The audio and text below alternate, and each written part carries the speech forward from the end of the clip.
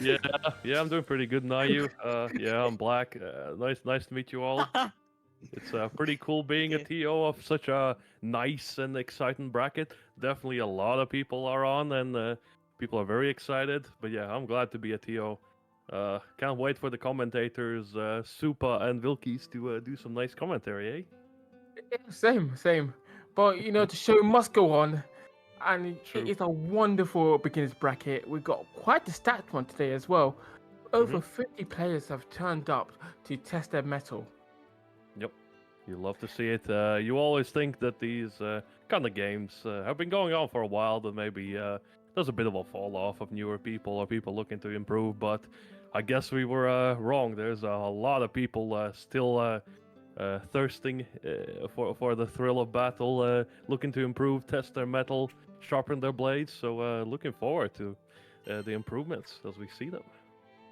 Yes, I am, and yes, we will. Yes, we will. We've got our first match going on today, and they are on the cabinet, and they're just starting up right now. Yep. We'll shorten their names to Lobo and Polo to make it a bit easier, but we got we got Ladiva versus Gran. Definitely Ladiva, not a super popular character, but definitely a treat to see. And Gran, obviously the protagonist of the game, so definitely a bit of an all-rounder. So we'll see how we play here. Yep, but Grand more on the aggressive side of all rounders actually. You don't see them really. You see them play the Shoto game, but it's more of a aggressive Shoto. The one get in your face and just hit it with the dragon length and the big dragon. Yeah, we can see Lobo kind of checking what Polo was doing. A couple of fireballs, and it's like, okay, cool. I'm going in with the headbutt. Oh, goes for the 2U there. See, my favorite. Actually, out of the grab there. Yeah. Oh, Polo definitely playing very aggressive, throwing a lot of very unsafe moves, and Lobo is more than happy just to block and wait it out. Definitely a bit of an experience.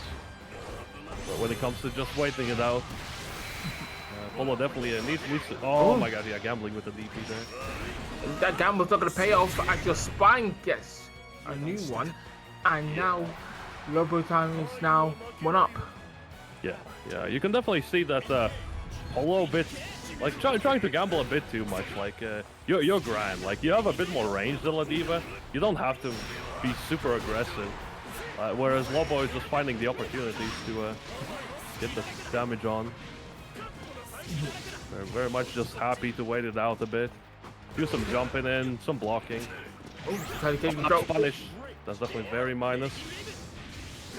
Ooh, right now, I gotta admit, Polo is giving away a lot of space, and you don't want to be up close and personal against a character like the Diva. Main thing I could. Oh yeah, you can combo from it.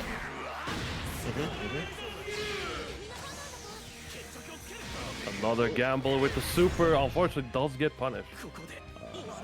Immediately, the first things I can say for Polo, you against characters like Ladiva, they are very scary when they get in your face. Brave counter is your best friend. Like your goal is to get Ladiva off you, so try to do that, or like try to do some keep up. Like some fireballs here and there are good. Just kind of abusing your bit further reaching normals. Is the idea you want to go for. Lobo, on the other hand, doing a good job just playing Ladiva, just abusing the fact that you have more health, just trying to get in, getting the combos, just waiting out, waiting for Polo to kind of throw something unsafe and then going for big punishes. So playing the Ladiva game plan very well. Yeah, oh, going for the grab. Oh, misses the command grab.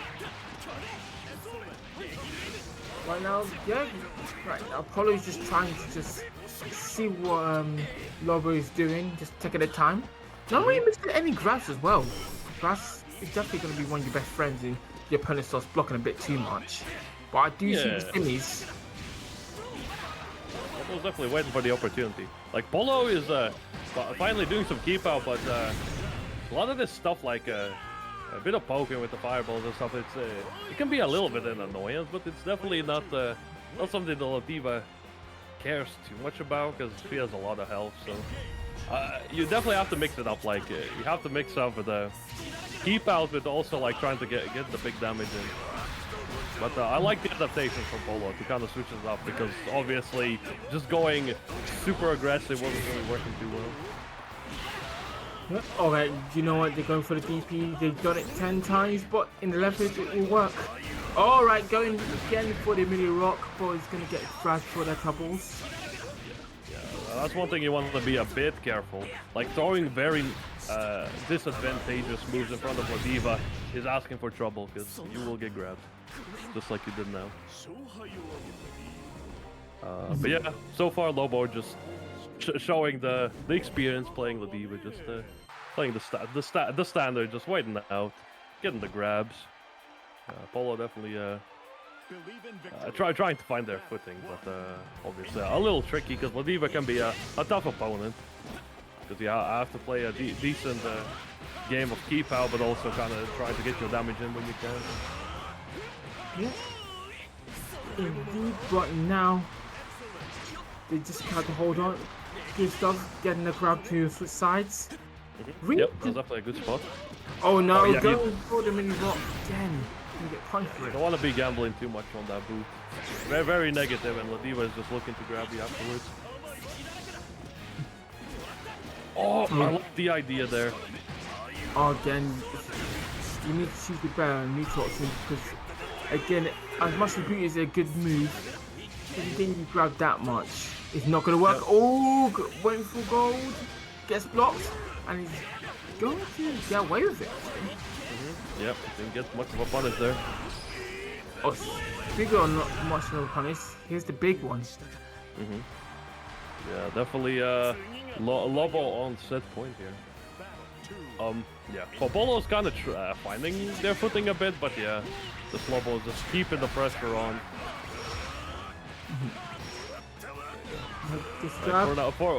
For example, now using a Brave counter is not a bad spot. Oh, yeah, there you go. Big punish on the unsafe sweep. Just mix that happen. Go for the spot dodge. A bit of an unusual option, but as long as it works. Yeah, they can definitely invest a bit more into Polo, especially. A bit more like looking at some grand combos. We're definitely getting some hits here, but not squeezing out too much damage. There you go. But the keep out plan is pretty nice here. There we go. Right. Yeah. The classic Ryu game plan, fireball into DP. It's a classic for a reason. It does work. Yeah, it's the good old rock paper scissors. You're starting out, start simple, and then develop your game plan from there. Alright, good stuff. Trying to poke, not going to poke hard enough, and he's going to grab for it. Now things get a bit scary. Both players got SBA, but SSBA in this circumstance. Oh no! That will be curtains. Yeah, that'll be all she wrote. Lobo coming out that one on top, actually. Yeah, not much not much to say for Lobo. Obviously, played well. Just sat there waiting for Polo to kind of whiff something or be minus. So not much to say at the moment. But for Polo, definitely against characters like Ladiva, you don't want to be using super unsafe moves like that. Up close, and because you will get grabbed. That definitely can work a bit on the pressure and kind of using your superior range. But we could see the adaptations, like more opting for fireballs and DPs. But yeah. My big one for him is don't be impatient. Like for one of your matches, you were fireballing and trying to poke, and then you got bored and went for the boot, which landed you getting grabbed. Sometimes you got to know when to hold them or to fold them, and you were in a pretty solid position. So there's no point of risking and trying to get a hit when the opponent can block, damage you, and then take advantage while you had advantage in the first place. So keep it simple, keep it safe. Don't go for anything too out there unless you know your opponent's gonna fall for it, or you're like absolutely sure. Yeah, because you could see like Lobo, like most of the rounds was just more than happy just to sit there and block. And if your opponent is just sitting there happy and blocking, then just going for these gambles most of the time won't work, because if they've shown that they're just blocking, then yeah, it's kind of harder to deal with. But the throws did catch them out quite a few times, which is what you kind of want to do against these defensive players. You want to be throwing them a lot more. So definitely like seeing that. Yeah, I can obviously say that combos for Lobo definitely could use some work. So looking up some of them online, or obviously asking in the chat to see if anybody can provide some Grand combos to learn will help a ton, because Grand's one of his biggest strengths is his damage. So if you learn at least some basic combos, it'll go a long way. Yeah. So yeah, for now, just keep it simple, learn the basics, and then develop your game plan from there. Because I'll say you got a solid fundamentals of how games like this work. You just need to just refine it and just try to get a deeper understanding of when to use X, Y, and Z options and not be so much of a risk taker. Yeah. Risks have their place, but yeah, the fundamentals were there. Just a bit more understanding of the Grand Blues systems. Like, for example, like using Brave Counter. There was a lot of spots you could use it, and it's a very much your get out of pressure free card most of the time. So you want to be using it, especially against Ladiva, because if she puts you in the corner, then it's a very scary time. So using your Brave Counter is a good idea. Yeah. Again, you're a beginner. You don't know how these options fully work yet. So with a bit more training and fighting the right amount of people, you will get a better understanding, and it will help you in the long run. Yep. And yeah, as you play Grand, you'll kind of start to understand more about your kind of ranges you can press, and which buttons kind of keep you at an advantage. That helps a lot. Stuff like dash light is a very prevalent button in this game, so you definitely want to be using that on Grand. Stuff like crouching medium is very good on Grand because it's also advantage on block. So kind of looping those is quite good, or like EX fireballs. Yeah, most of the time if you're pressuring your opponent, you want to keep your turn for as long as you can. So very good to remember. Mm-hmm. Yeah. Well, you know what they say, lessons for next time. Yeah, exactly. I could definitely see that we had adaptations. Like the hardest part about fighting games a lot of times is being able to adapt, and we could definitely see that the idea of adaptation was there. So it's just getting the tools, the right tools for the adaptation, and we can definitely be looking pretty far. Mm-hmm. So I feel like all I have to say for that match. So good stuff to both players. Mm-hmm. Yep. Right. Who is going to come up next? Who's going to step into the ring? That's what I'm excited for. Well, we gotta wait for this one to finish first. Yeah, just waiting for the round. Yeah, there's still a couple players waiting to finish it out. Obviously, with the Swiss format, the first 2-3 rounds can be a bit all over the place. Like, you might be a little mismatch here and there, but as the bracket advances, you all kind of funnel to closer skill levels. So if you get 3-0'd in the first round, don't stress too much, because as the bracket goes on, the matches should be getting closer and closer, and should be getting some more understanding. So yeah, I won't stress about it too much. Take it as much of a learning experience as you can. Yep. And if you're super stumped for what went wrong, you can always just ask either your opponent or for somebody on the server to look over your matches and give you some tips. So don't be afraid. People are always more than happy to help out. Yeah, we're all here to play video games, so we should all work together to make sure everything is smooth. Yep. But yeah, looking forward to more matches. Definitely, yeah. With the new Ladiva changes, we might be seeing a lot more Ladiva and Vayne and these underrepresented characters. So quite interested to see what kind of good mix we'll be getting here today. Same. Yeah. Be seeing that. Yeah. Maybe. Well, I've got some dry time now. Let's talk about some events that will be going on in the EU. First of all, we got our favorite event in the whole wide world, Donkey and Yips, every Thursday. It's a great event. People from all skill sets will be coming in, such as the best like such as Socky, Visual CH, Light, and some newer players will be coming in as well.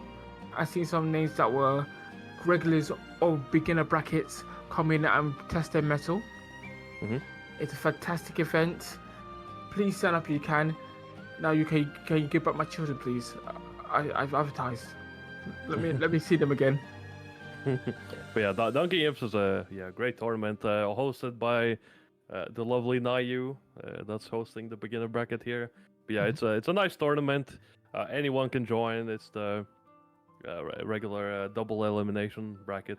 Yeah, you'll definitely run into some stronger players, but if you don't mind the challenge, then you can definitely work out for the experience of it. So I would definitely suggest signing up if you have the free times on Thursdays. Very fun. And you know what? After a long tired day on a Monday, I would like to do some Hard Edge, and Hard Edge is the name of our event actually. It is similar to like this bracket, but you get chosen opponent around your skill level, and you get other commentators doing what we do, but for more advanced plays. And yep, a lot of the high class players use it as well. Great event, great commentators. If you want to hear some amazing yapping by a Riot, that's your event. Yep. Just to kind of add a bit to it, Hard Edge is a bit different because it's not best of five, but first to five. First to five. First to five wins. So you get a bit more time to kind of fight it out with your opponent. So, and as Super said, they try to like match you as closely as possible to a relatively a similar skill opponent. So it's a good time to test your skills in a longer set. So perhaps you might not win in the first two kind of matches, but if you're good at adapting, it's a good place to test out your strategies and see how they how long they can last in a longer set, and if you got the adaptations for it. It's definitely a very, very good time, and can learn a lot. And as Super also mentioned, good commentators, lots of excellent analysis. So if you want that, then I would suggest signing up if you got free Mondays. The signups usually come out on Tuesdays, I believe. Tuesdays or Thursdays, you can sign up. Be sure to be pretty quick because the slots do fill very quickly. So try to catch it as soon as.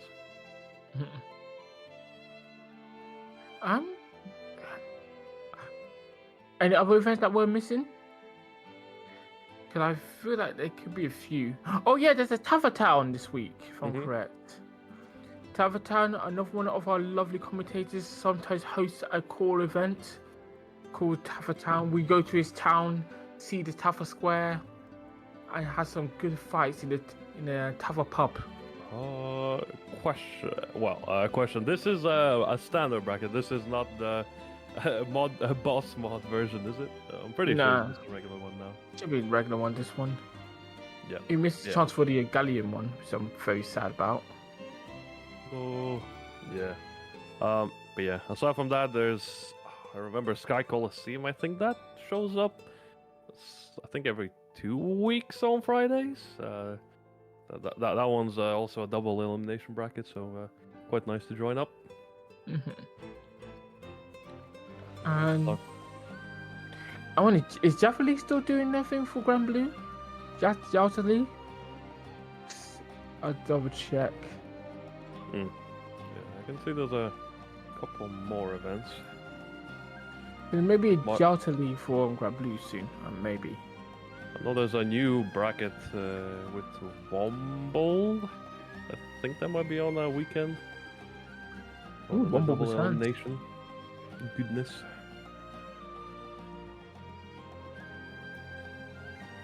But yeah, just to say, keep it short. There's quite a few brackets. If you're interested in joining more after the beginner bracket, feel free.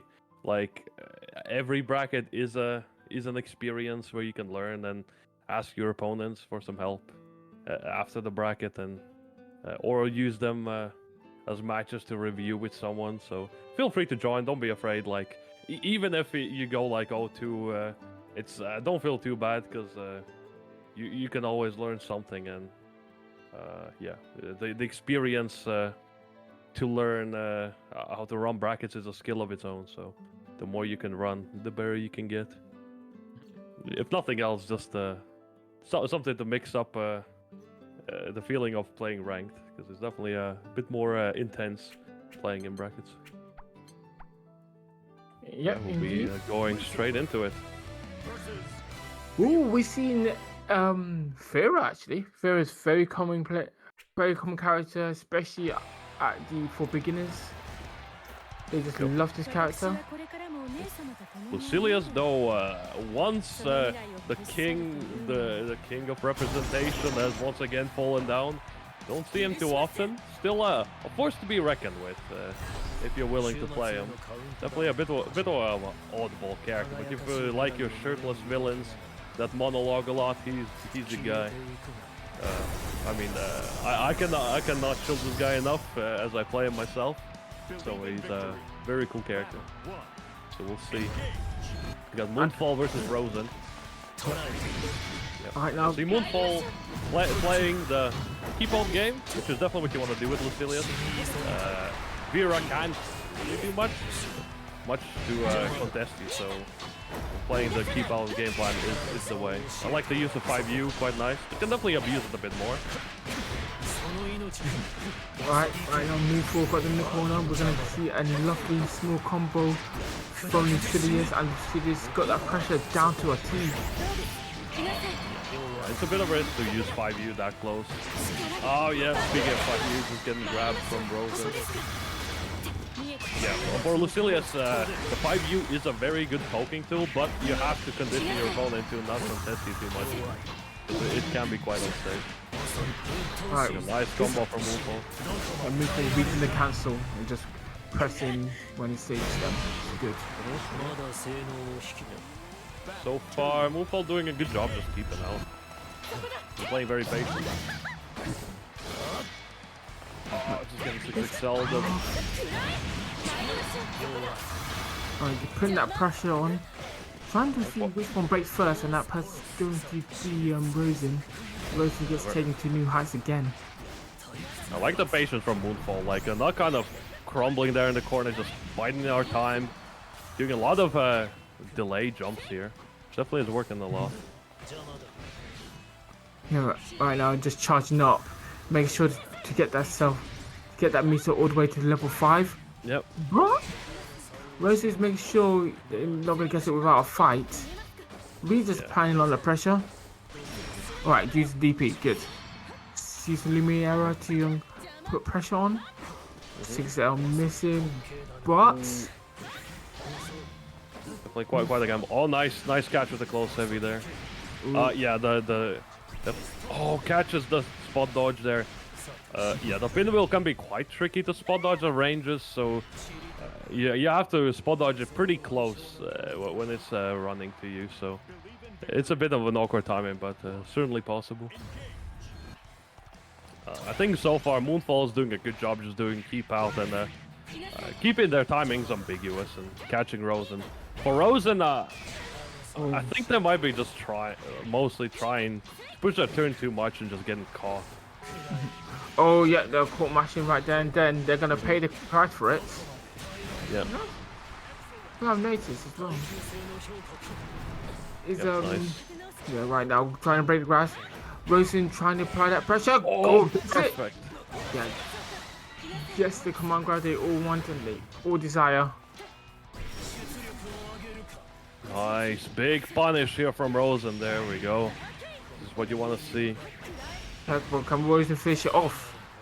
Okay, yep, they got it. They got the combo down and they're keeping it short and sweet. Not going the extra mile, but going the mile that kills. Yep. Yep, definitely cranking up the aggression there and baiting out a lot of stuff because Moonfall is definitely going for a lot of these delay options and kind of catching Rosen, but Rosen's finally caught on to those timings and abusing that. Oh, went for the double slam blade there. Ooh, challenges the meaty there. Okay, kept it a bit too delayed. I go for DP. Putting that pressure in. Okay, yeah. Catch the spot dodge. Puts them in the corner. Yeah. Try to send the BP. Oh, yeah. That's beautiful. Yeah, I can say that Moonfall definitely was doing very much catching Rosen out with these preemptive options, but Rosen kind of caught on, and now Moonfall is just pressing too much stuff. You definitely want to kind of slow it down a pinch or just mix up our options because we're definitely trying to force our way in a lot. When as Lucilius, you don't need to force your way in, especially on Vera. You can definitely play more keep out and go for the blade levels. Yep.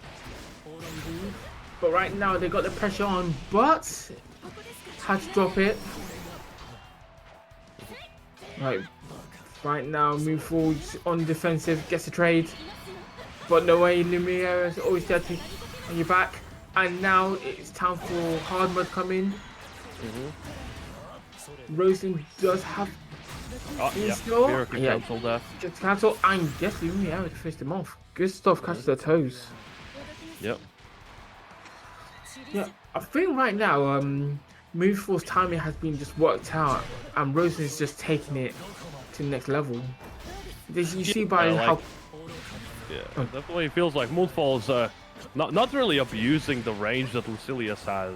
Like very much playing very aggressive and rushdown, which is working here and there, but definitely it is a bit in Rosen's advantage. There you go. Ooh, okay. Oh no, that's you don't want to be jumping into the corner. Definitely not a good spot.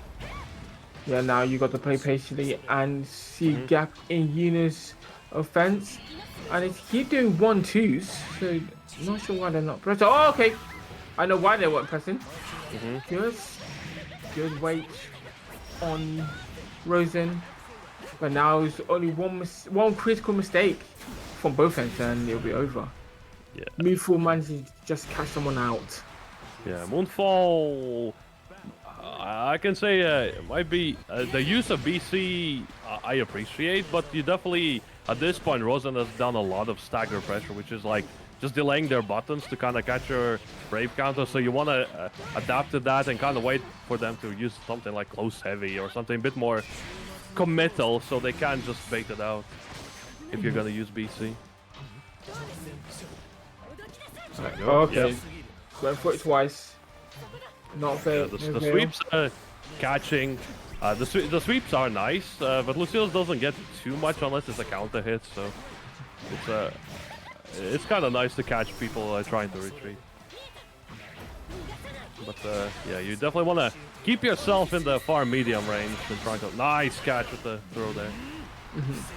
I got me. Wheel. That going to install was quite risky. Oh no. Okay, unfortunate drop, but most importantly, Roast is out the corner, which is their main plan. Yep. Seeing a lot of these pin wheels. Oh, they're not really hidden there. Oh, definitely could have gotten a big punish there. Oh, definitely going to go for the big punch now. We've got Kamehameha here. Is that going to kill? Yes, it will. Yeah.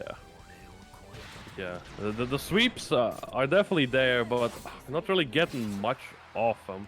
Because, yeah, unless it's a counter hit, you can only get, like, either the sword slam or, like, the light version of the Iscariot, which is the back special. So I might want to, adapt a bit more onto the lights and mediums. Nice there. Catch with the medium.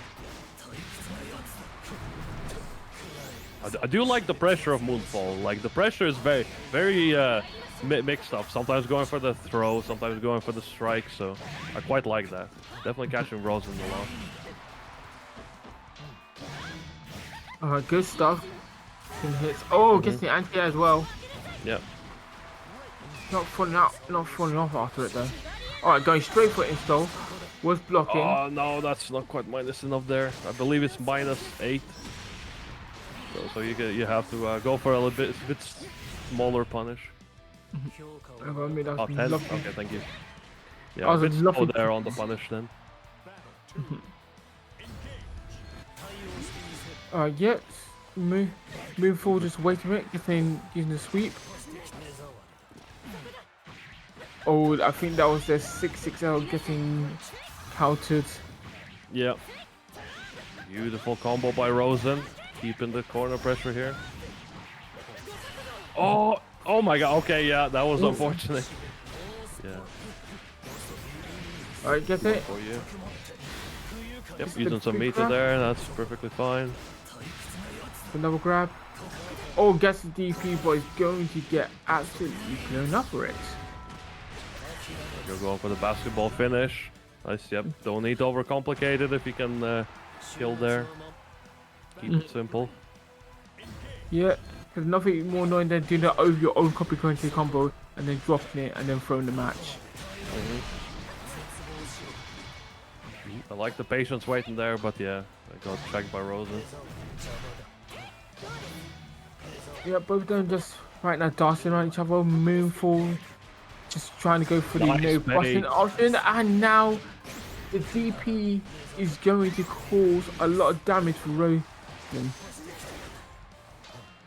You got to be a lot more careful. Oh my Really days! hits. Just about. Yeah, that was as close as it can get. Just barely scraping by into the 2-2. Okay, very, very close. Very much like the performance from both players, keeping it very close.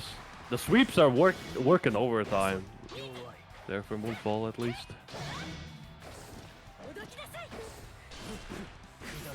Yep, going for this overhead ender there.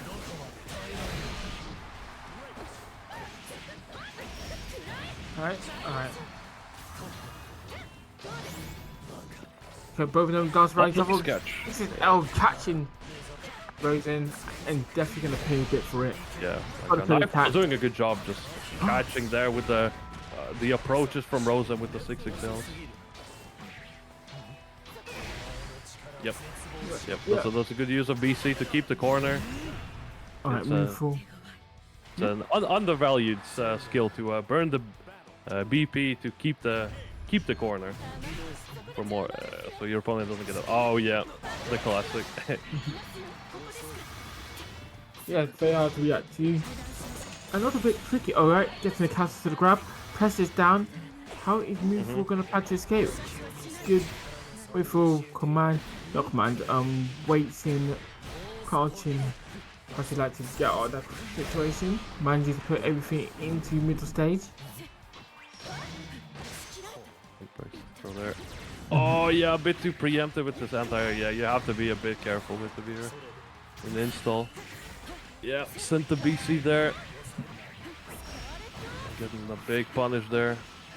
Yeah, but it's getting the combo limit save Moonfall's life over there. Yeah, especially now, you should be BCing like immediately. If you got no health, there is no reason not to use BC.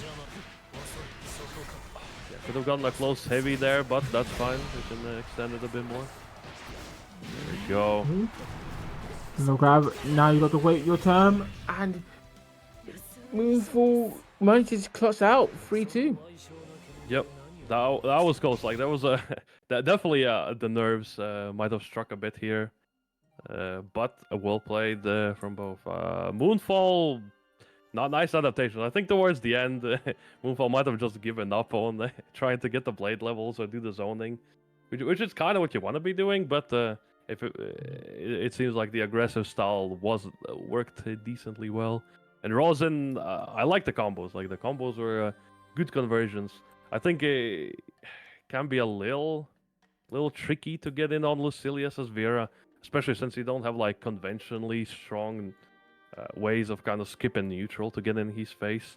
But I did like the approaches. I think the pressure might need a little bit more oomph. I don't think I saw too many throws aside from that random 5 Us. Yeah, another thing I want to add is I want for Rosen to stop trying to go for DP when they're just woken up from disadvantage, because when they don't expect it, wake up DP is a wonderful option. When you do it 3 times in a row, that's when you start getting a bit predictable. You know what I mean? Yeah. So I'm gonna say like Rosen in about games 2 and 3, I'll say fantastic. The pressure is on. They mixed up. They mixed up their pressure. Caught Moonfall a lot. I got a lot of counter hits, but I think the defense was a bit lacking. And also what you said about grabs as well.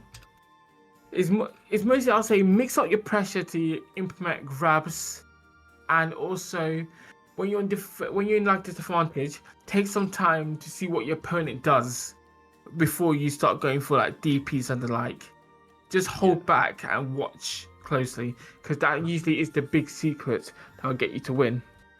Yeah, because a lot of times, like DP, especially on Wake Up, it's very much one of your later resorts, or when you really know that they're going very aggressive and they are always pressing. That's when DPs come in.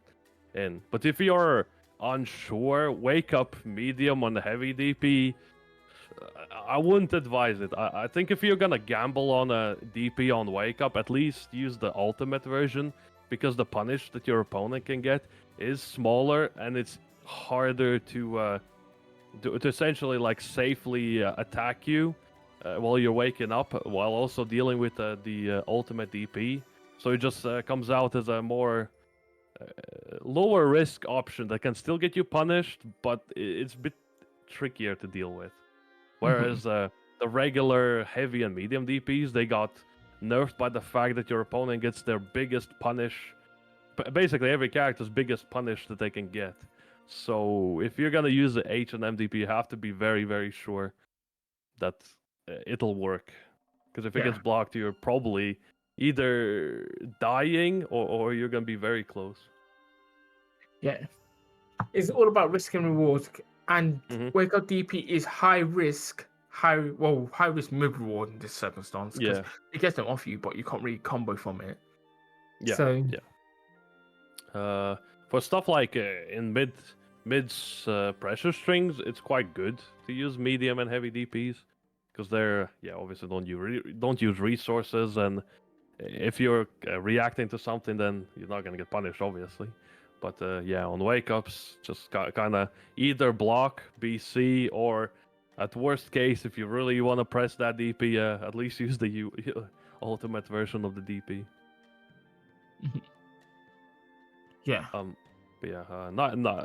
Nightfall or Moonfall. In terms of Lucilius, I think there was combos were mostly there. I think that some conversions looked a bit interesting, but I think they got the job done. That definitely can improve some of the extensions for a bit more, to squeeze out a bit more damage, and I think maybe gave up a bit too fast on the 5U game plan.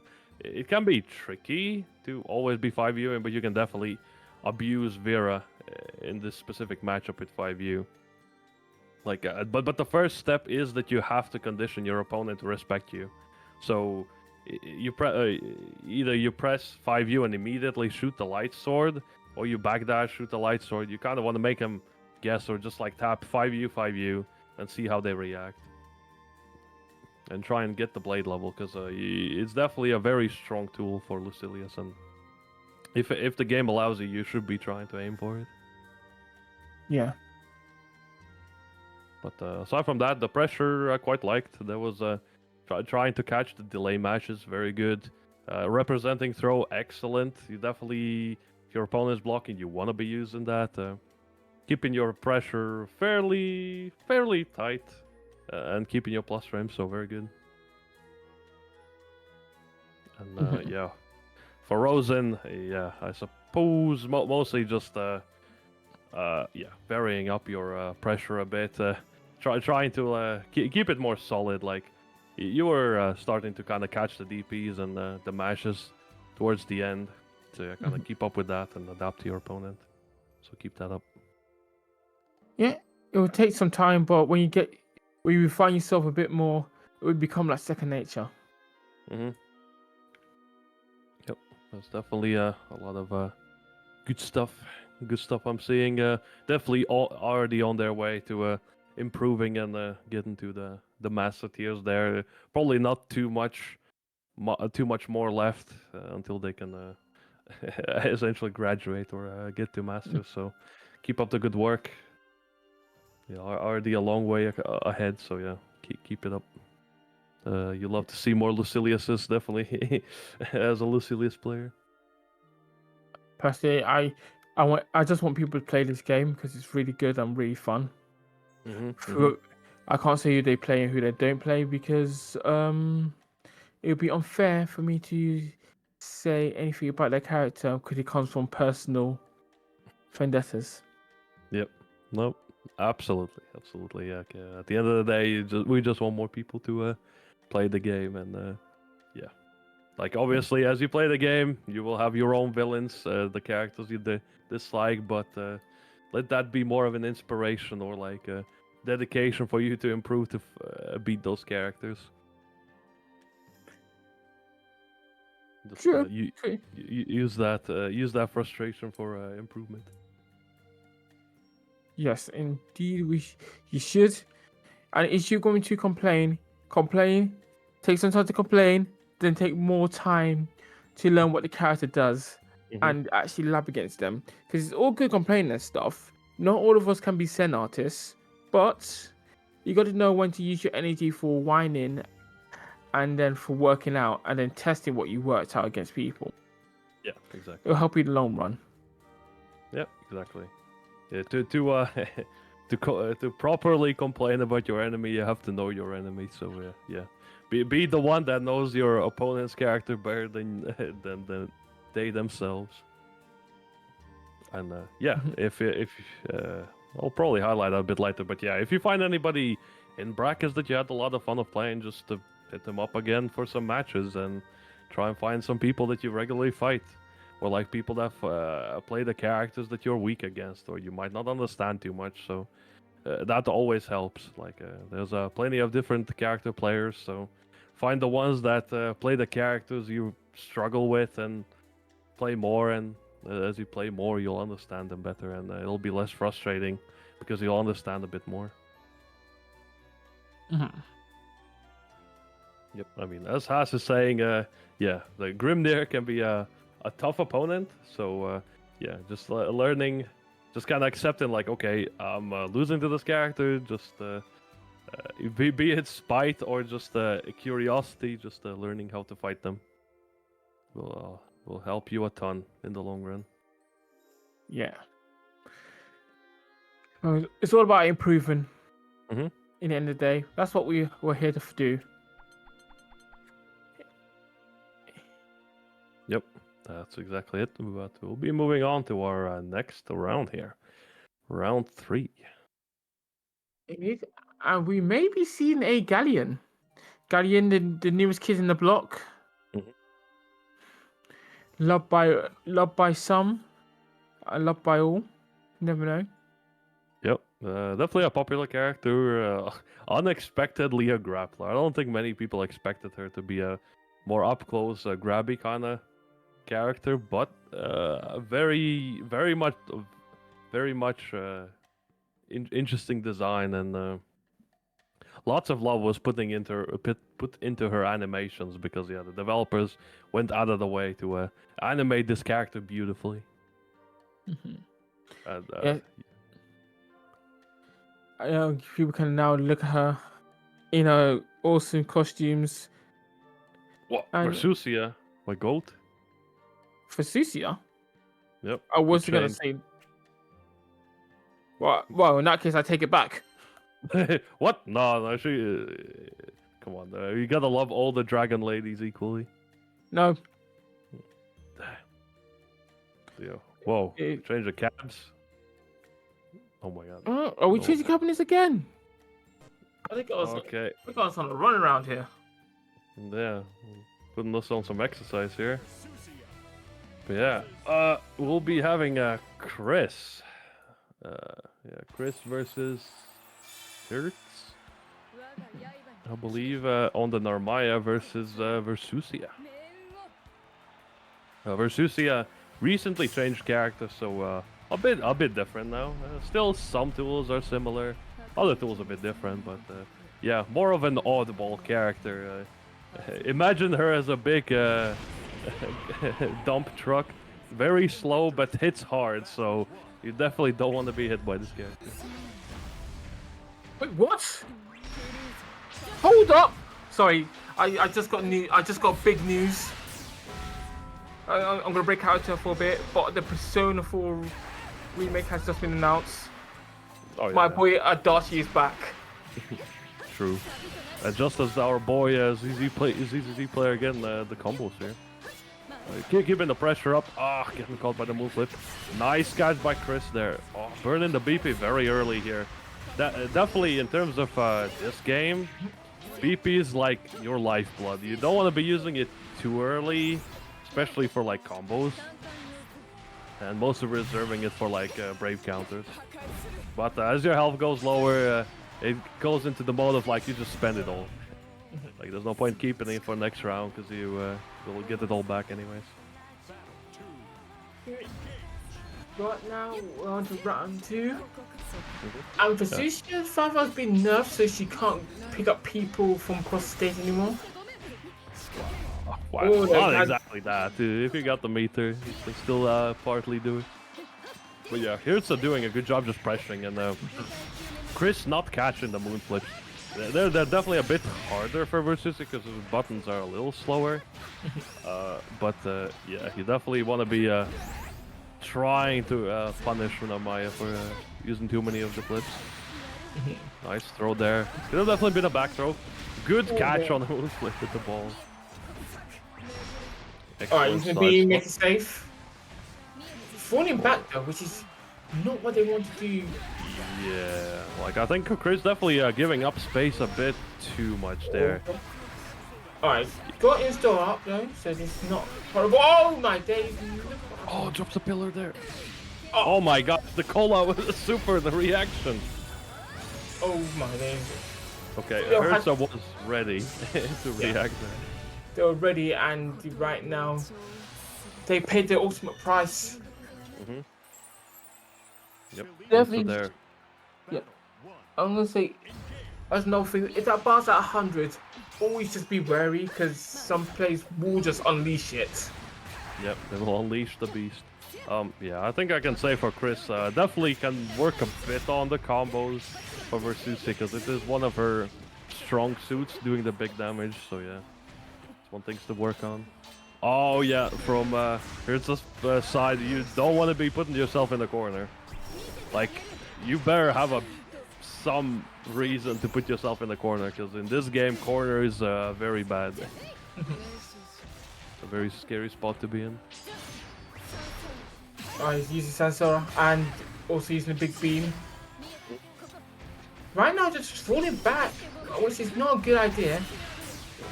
Great roll. Yeah, at like bigger ranges, Versusia can definitely abuse you a bit more as Narmaya. Your goal should be to get Versusia into the corner and make her guess. Nice catch on the delay. One. Yep. Yeah, great catch on the mash there. So far, Hirtza's doing a good job just applying the pressure.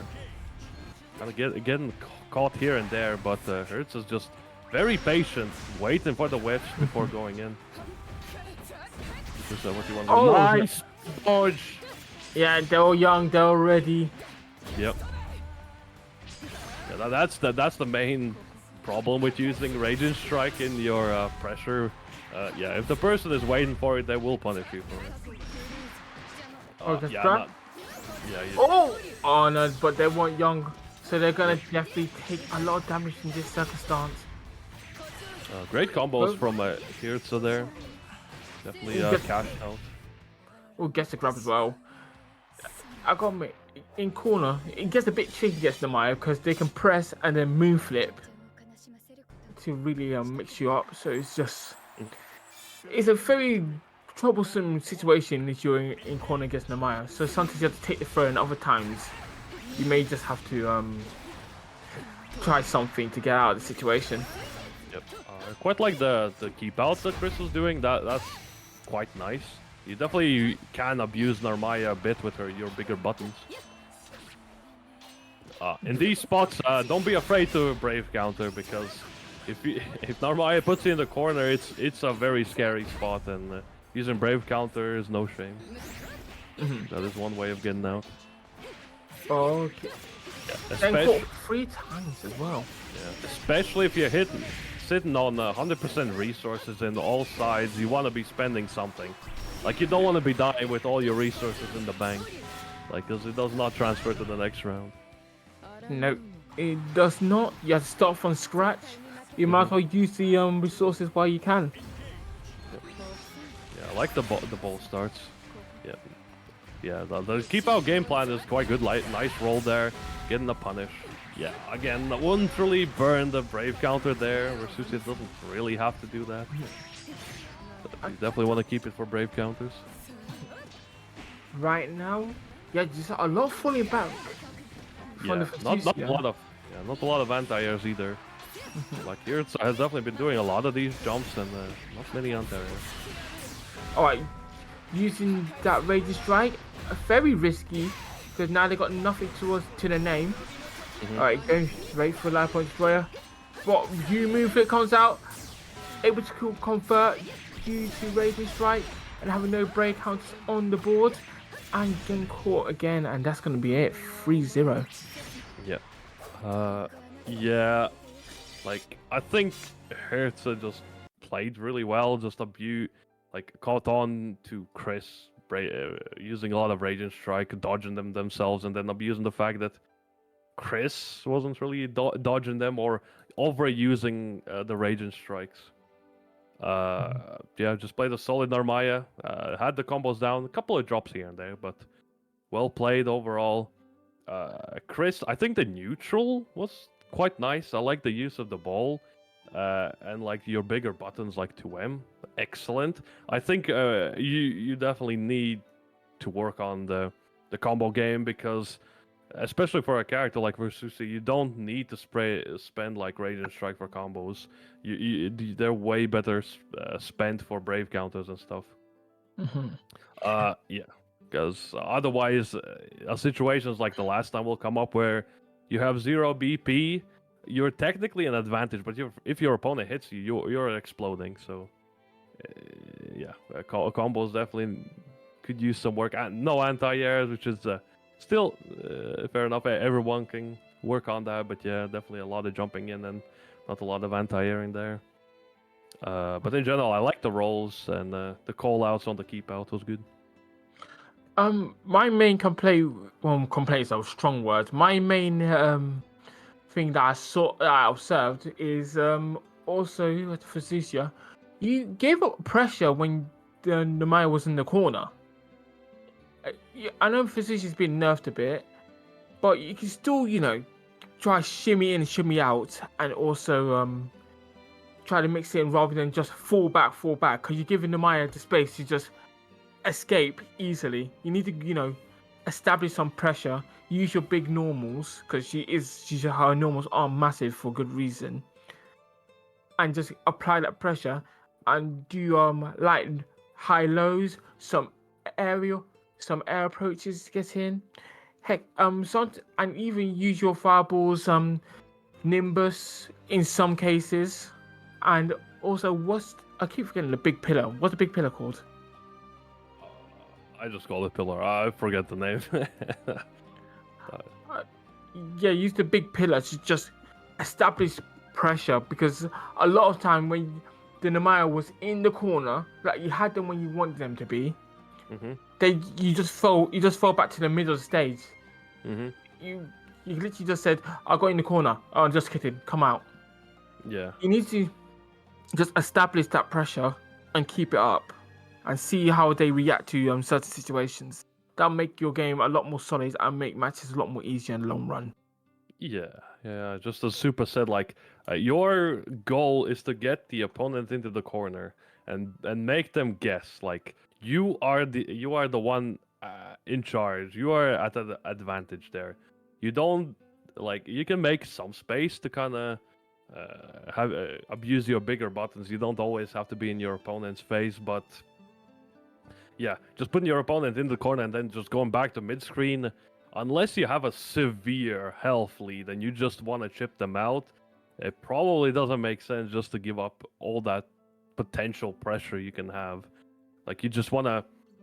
The onus is on your opponent to take the risk. You can just sit there and almost literally press nothing, and you are exuding pressure on them.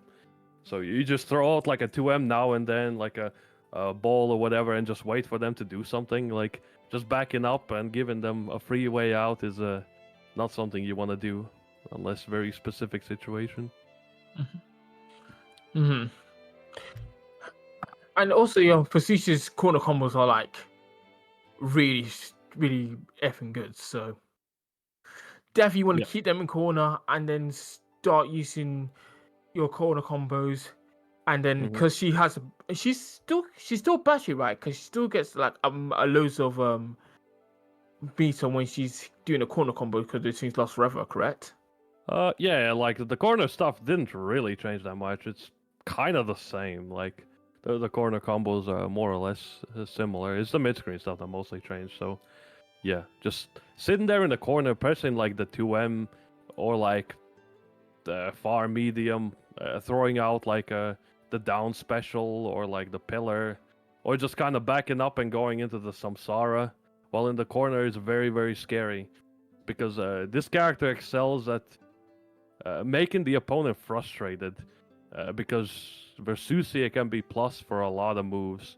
So your goal is just to constantly keep poking your opponent until they get frustrated, start running in, and then you catch them, and then you do like 10,000 damage because this character explodes you, especially in the corner if you catch them. So that is your win condition, getting them in the corner.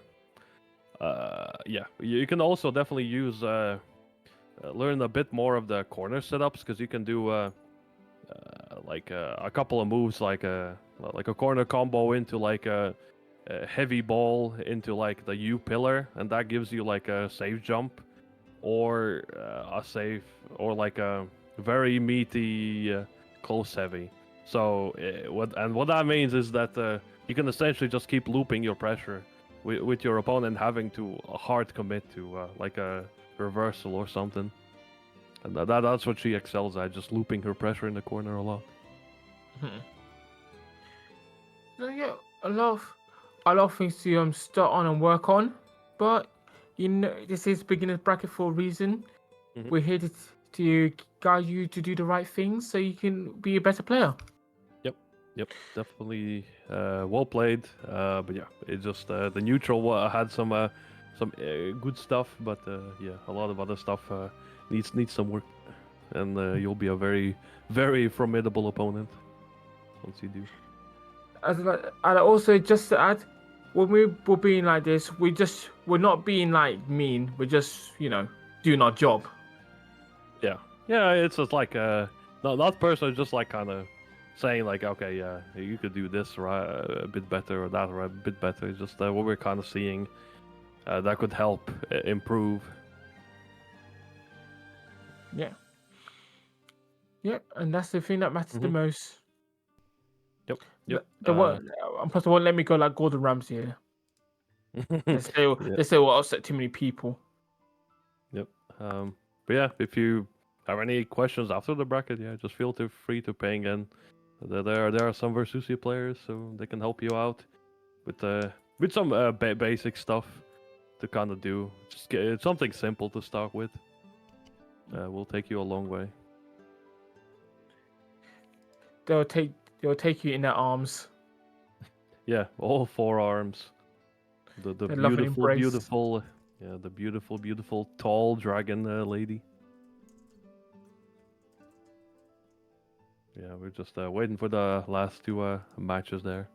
And since they were delayed, since the player weren't there at the beginning, we might as well do a little break to avoid just yapping in the void for like about 10 minutes for them to finish their match, if you guys are okay with it.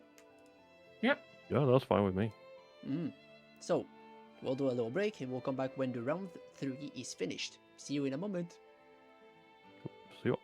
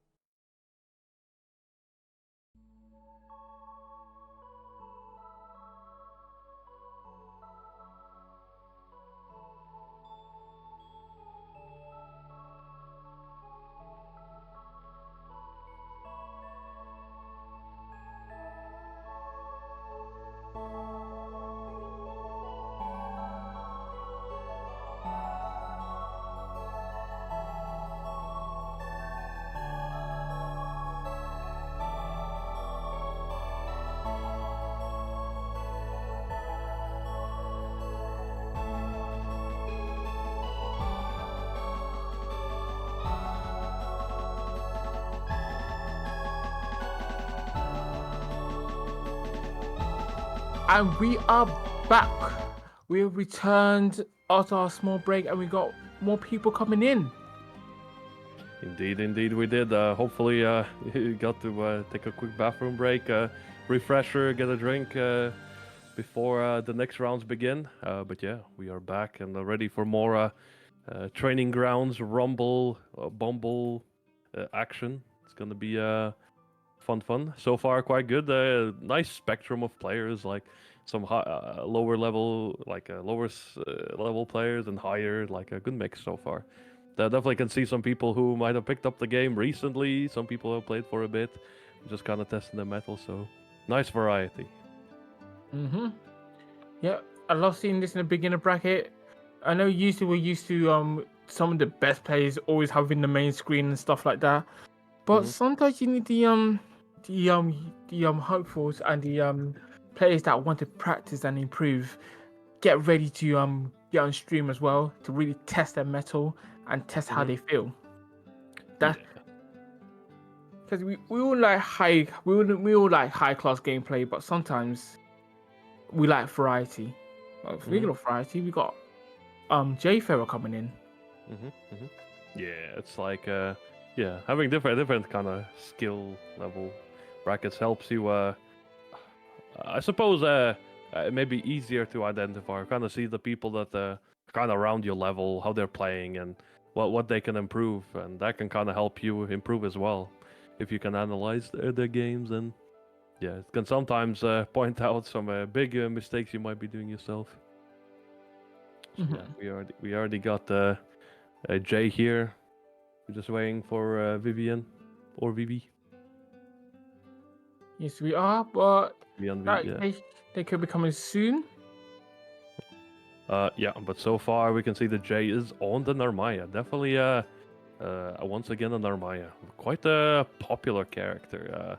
Definitely, quite a flashy character, so to speak. And I think even outside of Granblow's sphere, quite a known character. I think, at least for me personally, when I didn't know anything about Granblow, I still knew who Narmaya was. So he's definitely a bit of a poster girl, a lot of times. I gotta admit, I didn't know anything about Narmaya. I knew more about Lil Wayne. You did? Okay, that's surprising. Lil Wayne is the funniest. It's one of the funniest characters you could ever see and ever watch. But you play against him, yeah, that fun games, goes down the gutter. Yeah, he definitely matches the character. Very funny character. But when you're on the side of the funny, it's either party or be partied. But yeah, definitely cool character. And yeah, Narmaya, yeah, easy to see why a popular character. Very beautiful design. Obviously has the katana, and people do love katanas, and the big slashes. Very cool.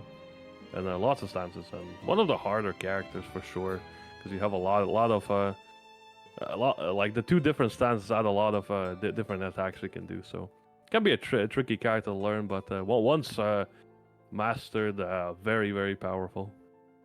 Yeah, and also she has huge assets. Let's get that out of the way. Anyway. Huge assets. I mean, she has a huge sword, two big horns. It's I mean, what's not to love? Perfect character. Yeah, I wonder. Anyway. Narmaya definitely one of the more interesting characters. Quite the deeper character as well, as you explained. But we're getting to Cagliostro. Now this is definitely a character that's a bit more complicated, more of a set play trapper kind of character. Compared to Narmaya's, long range, short range stances and overall versatility. Yeah, Narmaya definitely more of a up close fighter, or like a more mid range-ish, kind of trying to fight it out. Whereas Cagliostro, very much a character that wants to keep you out, wants to kind of put you in the spot. In her own zone, and kind of make you come to her, and then she can kind of catch you off guard, or like throw some stuff that's kind of tricky to deal with. Guys, wait a bit. They got a error for Vivi. Yeah. It's definitely Oh, the Falcon loading arrow, screen looks a okay. bit long. Okay. Yeah, the loading screen was a bit long. Yeah, the mix-up was so strong that the match itself got mixed. Yeah, just goes to show the power of the alchemy. Very powerful indeed. Do not underestimate it. They got moon So flipped powerful. while waiting for the She game. just hacked the game. It's like, no, I'm not doing this anymore. Yeah, I mean that's definitely the unseeable mix-up. But yeah, just gonna wait for VV. But yeah, Cagliostro, another reasonably popular. I won't say she's the most popular, but reasonably popular. Quite a unique kit with the traps and the keep out style. Can play up close, can play a bit further out. Kind of depends on the character she's fighting, but a force to be reckoned with, that's for sure. And can throw a lot of stuff at you that you have to quickly react to.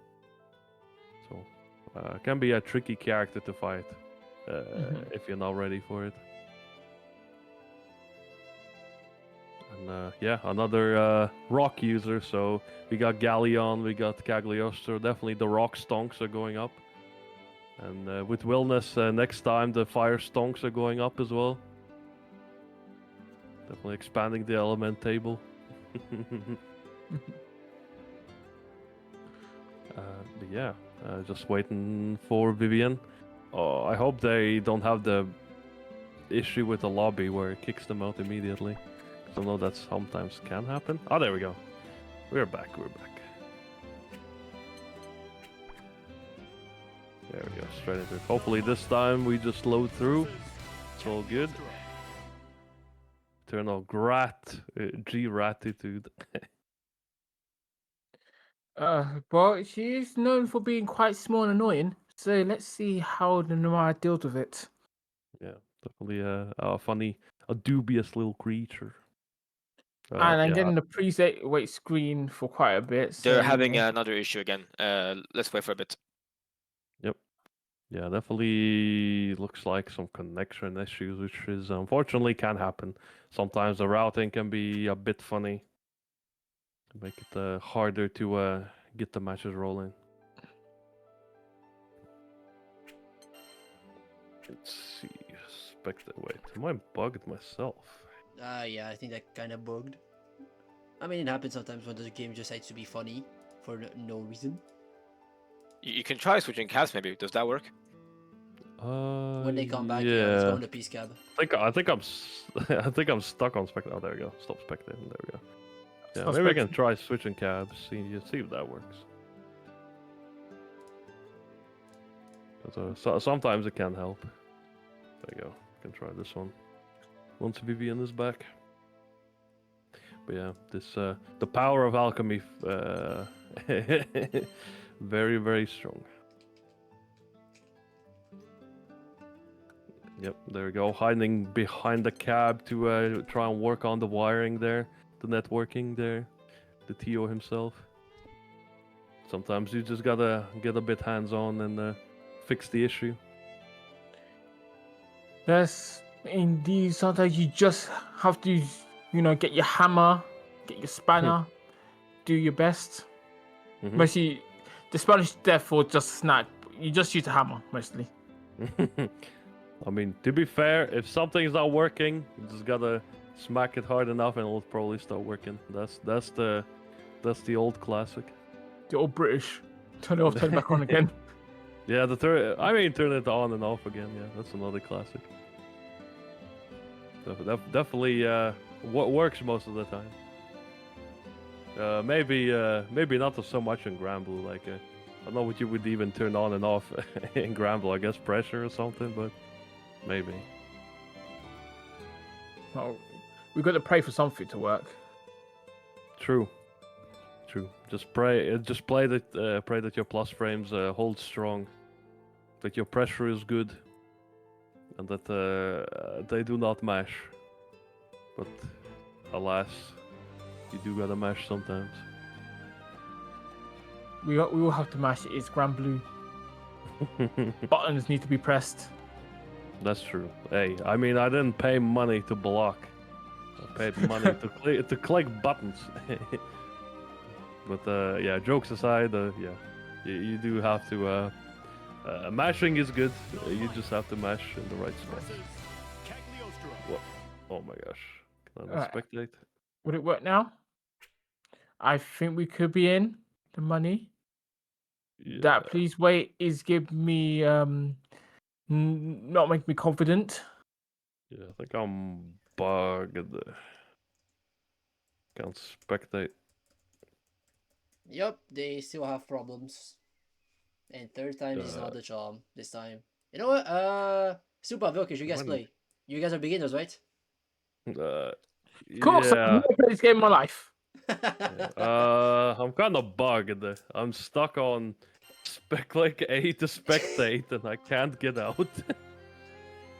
Let me restart the game. I think I'm super duper bugged. Okay, you know what? Super. We're both beginners, right? Let me Yeah. take someone that I actually do not know how to play. Metera. Wait, is it? Okay, it's not level 1. I do know how to play her. Who's level 1?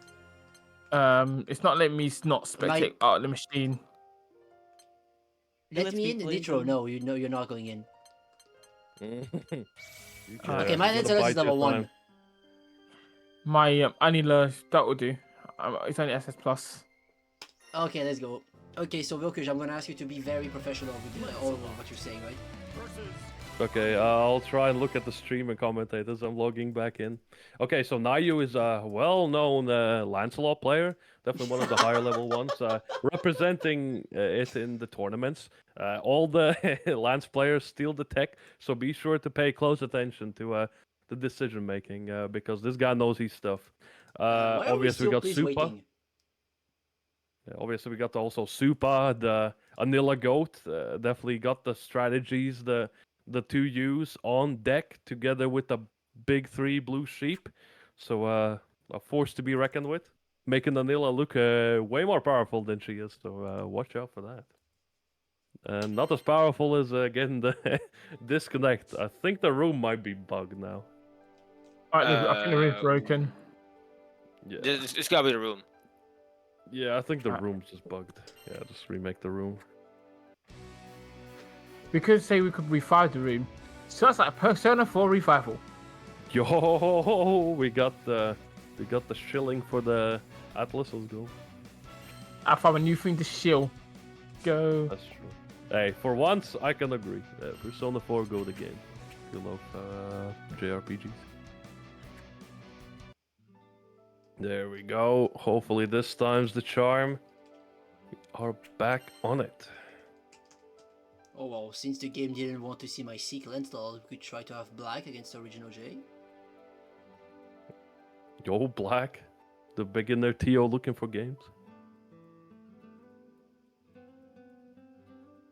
Let's see, if we can get Jay and Vivian on, maybe this time it'll work. Yo, the Narmaya mirror? Ain't no way. Alright, we got 2 Namayas. Okay, it's loading. Hopefully it works. Oh, there you go. Loaded in. These are working. Both rocking the beautiful outfit. Thank you, Side Games, for putting outfits. Or like getting the Arc System Works to put in the outfits. Love to see it. Oh my gosh. Using the flips against Narmaya, that is illegal. Oh my gosh, they're just dashing. Alright, this Bantet's going mad crazy. Narmaya, oh my god. Hitting from the back with the flip. Flip into flip. That is the mix-up. The Black trying to assert some pressure here. Doing a lot of 2Ms. No anti-air there on the move split. It is very difficult, but I think Narmaya can do it. Black holding the pressure there. Oh, catching the brave counter, let's go! Definitely could have gotten a bigger catch up there. Yeah, Black gets caught by the move flip there once again. The move flip give and take away. Oh my, just barely too high to anti-air. Yeah, they're doing a good job just keeping the pressure on. Black just forced the block here. Yo, finally getting the DP out. Not taking the opportunity to get out. Oh my god, we tried to press. Oh, this is really painful. Okay, yep, Jay definitely could have done a bigger bombo there. Oh, base the DP! And unfortunately, Black has perished. Using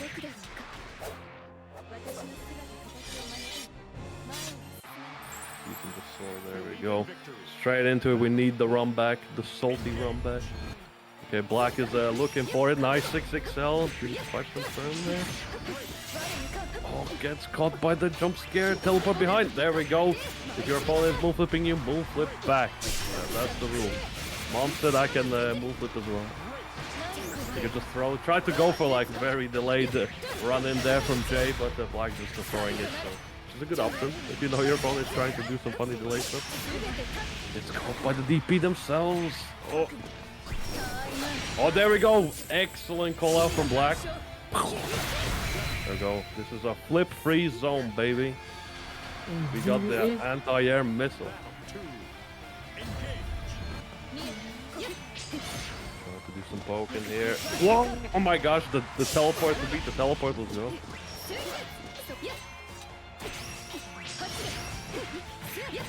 6XL conversion.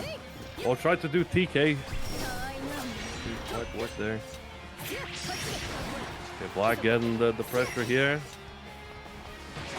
Throw. Oh, smash though. Okay, getting a big bombo from Jay. Keeping the pressure. Nice smash out from Black. We can definitely. No! Drop the combo. Unfortunate. Oh, that will simple. seal the deal here.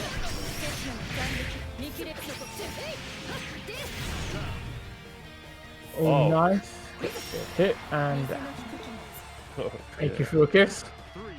Yep, Oh, no worries. I did not I see can now that. commentate. I can now commentate. Yep. Alright, now I got the zoomies. Gets the grab.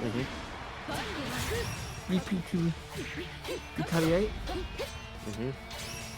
Yep, Black, the Red Narmaya keeping the pressure on. Oh, didn't quite anti-air there. Could have definitely gotten a big cash out. Black doing a good job just pressuring there. Jay just forced to hold. Oh, tries to anti-air, but a bit too slow there. This could be certain doom. Oh yeah, I see it. That's the crumple. Where's Tom not catching Without now? super, might not be enough damage. Yeah. Alright, just move it. Gotta be patient. Oh, death counter, EP, and that round is good as over. Blanc takes it. Yep. Jay Ferrari.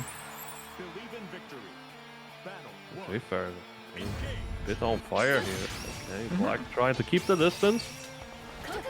Oh, just move flips. Ah, that's in the corner. Oh my gosh, the double move flip, Yoki Splinky. No way. Oh, off the anti-air. A cute little conversion there.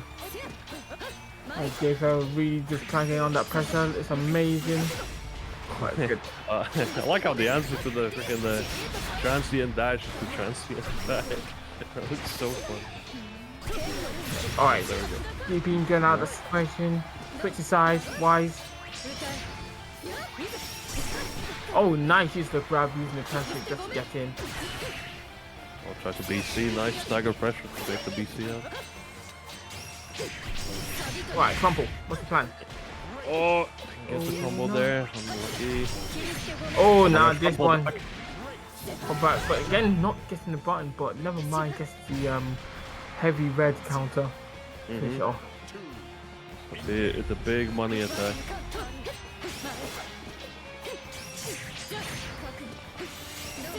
Oh my gosh, that's a lot of left right. Okay. Yeah, you gotta be ready for the nonsense that this character can produce. You know, something you need just to know to face yourself. Yep, face your fear. Yeah, to face yourself like in Persona. Yeah. Nope. You got your shadow self, which you got your regular self, which is like, okay, I gotta play neutral fundamentals. Then you got your shadow self, which is like, do the flip 3 times. You'll never know which one's the real one. Yep, and something you got to accept it. Yep. The trick is, both of them are real. They are you. You must learn when to keep it clean and when to unleash the beast. That is the trick. Yeah, and boom, you get a persona. Now go, save the world. Go, child, you must go kill God now. you Oh, have God. learned enough. God must perish. Go on, kill religion. It's the only right way. Yep. Yeah, like waiting for Vivian here, but yeah, Jay Fair showing good knowledge of Narmaya. Got the combos. I think some of the conversions definitely could have used a little bit of work, but I think the neutral was there. Might be using the flip a bit too much, but I can't really blame them.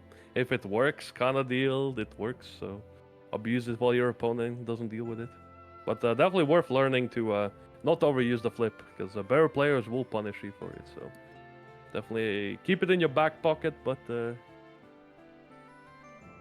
try not to over abuse it. It is what it is in the end of the day. Mhm. We win some, we lose some. Yeah, exactly. Like strong tools for characters, they are meant to be used, but remember, any tool that you overuse kind of loses its value the more you use it. So yeah, you have to pick your spots. Can't always be using the same thing, because then it becomes predictable. And on the flip side, the weaker tools, the less you use them, the stronger they can become. Sometimes something something dumb like walk up DP sounds like a terrible thing to do, but sometimes it might be just what you need. Do not this is tell the not beginners endorsed. to run up DP, bro. Do not tell the beginners I to run was up gonna DP. say, this is not an endorsement to do walk up or run up DP.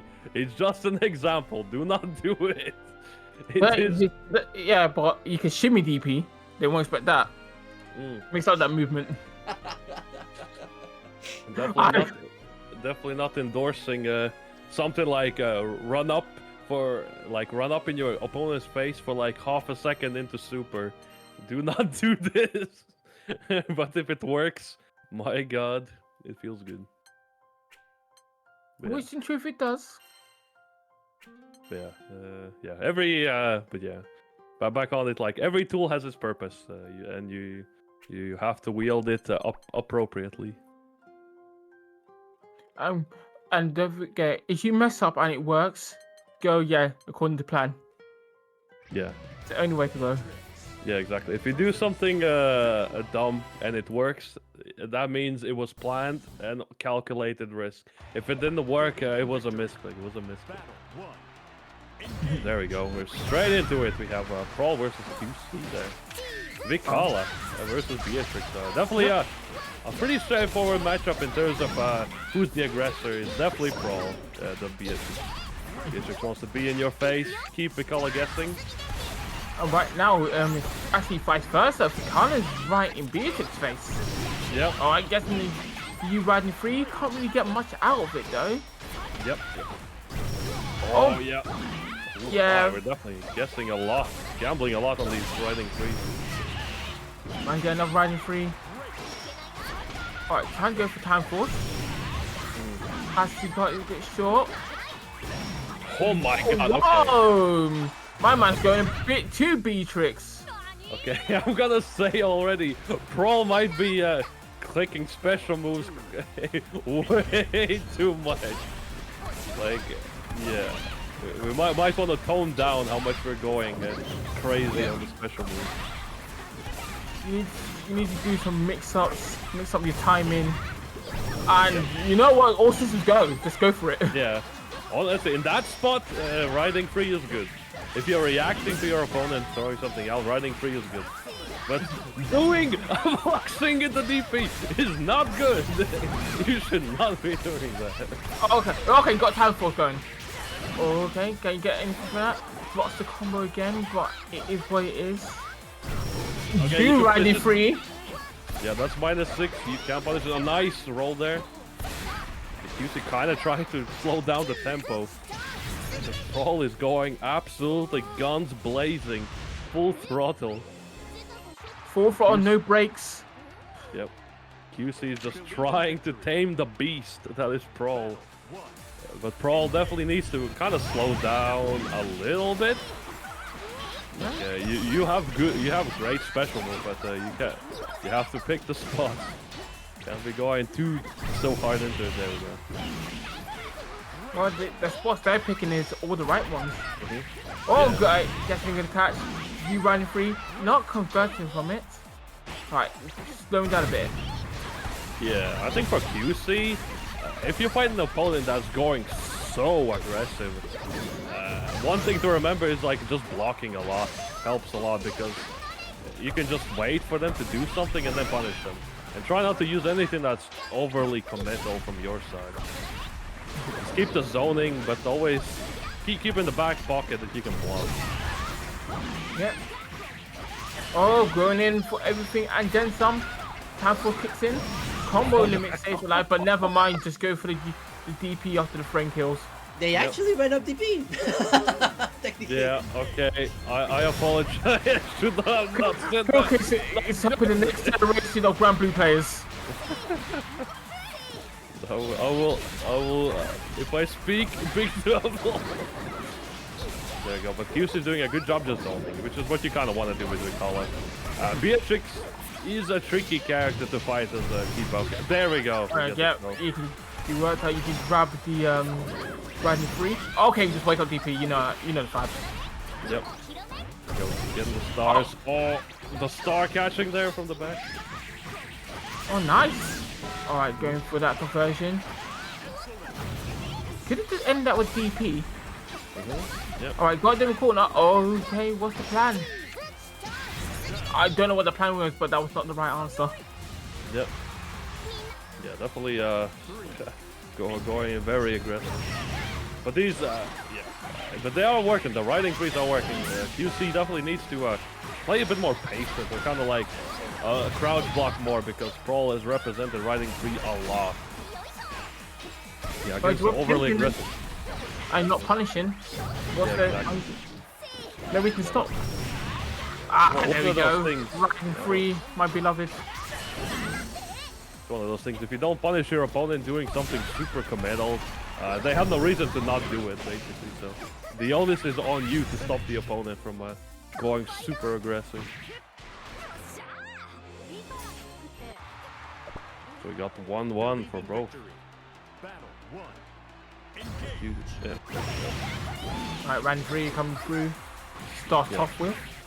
Yeah. Okay, from QC's side, yeah, your opponent has the riding free every round, so you definitely want to crouch block a bit more.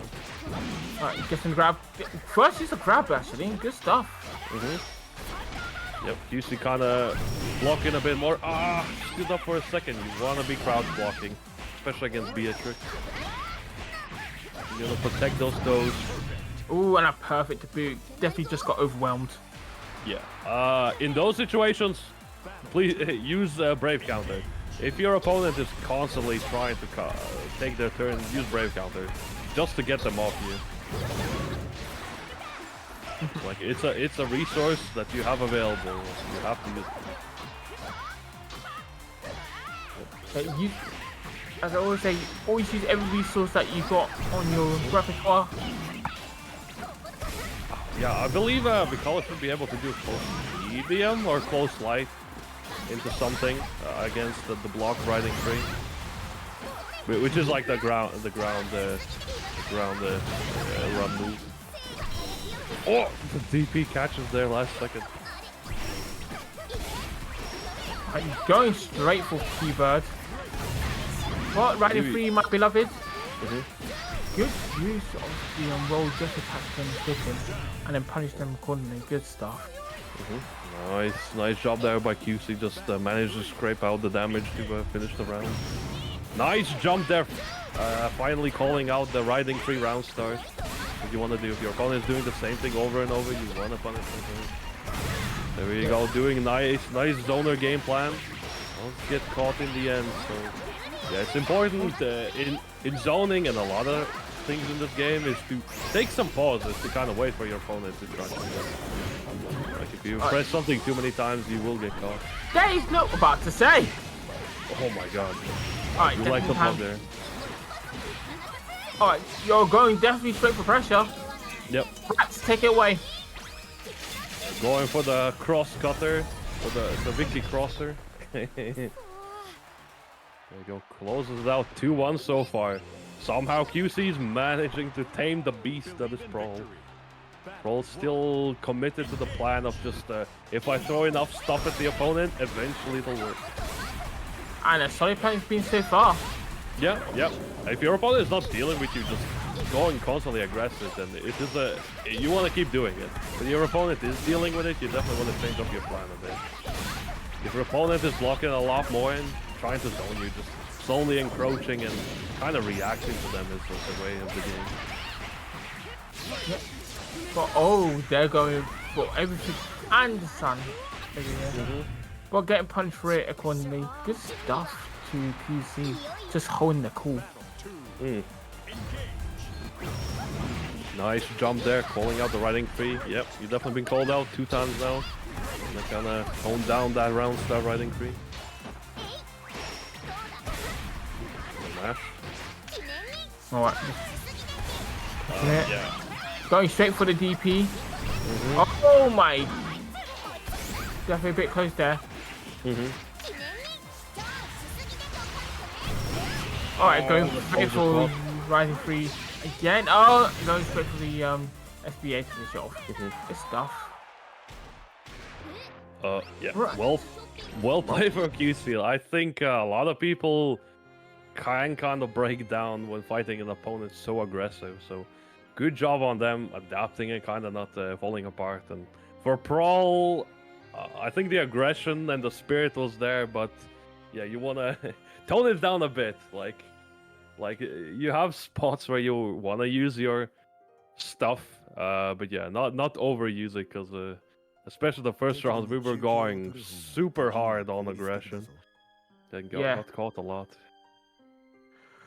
If I had some advice to say, well, I got a lot of advice to say. I would say you got to mix up your pressure because your pressure was literally, I can break it down to all systems go. I'm gonna use every one of my special moves, and I'm gonna crash into my opponent. And God, I pray that they don't block low, because you always start with run free or you run free. Again, good on paper when you're starting out, and then your opponent jumps. You didn't really adjust to that. And also, B has great just moves on her own. She still has 6L, which I didn't see you abuse at all. Because 6L is one of our best approaching moves because it's just that stupid. And also, you didn't really use far heavy, which is also fantastic for catching opponents because it's big, wide, and also you can combo it into riding free. It's a lot safer. What else? And also, I'm gonna say work on your combos in the B, and if you get a invite to the B Discord, or if you're already in the B Discord, there's like loads of resources that's already been made and created that show all the combos, and they're all modernized because we're really good like that to show latest combos and stuff, and it will help you with your base combo game and everything in between.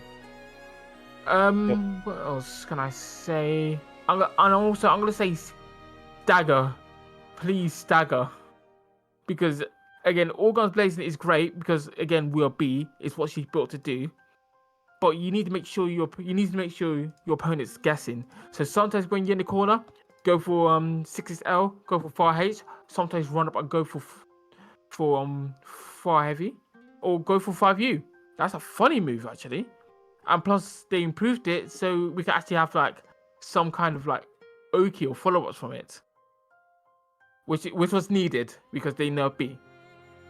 They had to give us a consolation prize because you see we pay for the character. Bro. Stop the dub play. Yeah. But for anyway. But anyway, well, you first. Okay. For QC, our resident, we call it the zoner player. I think the adaptations were good. We kind of adapted to our opponent going super aggressive.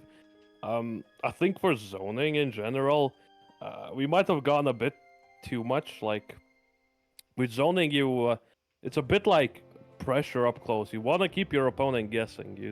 You don't want to always be throwing stuff out. Sometimes you just want to throw something and kind of see if your opponent bites or does anything.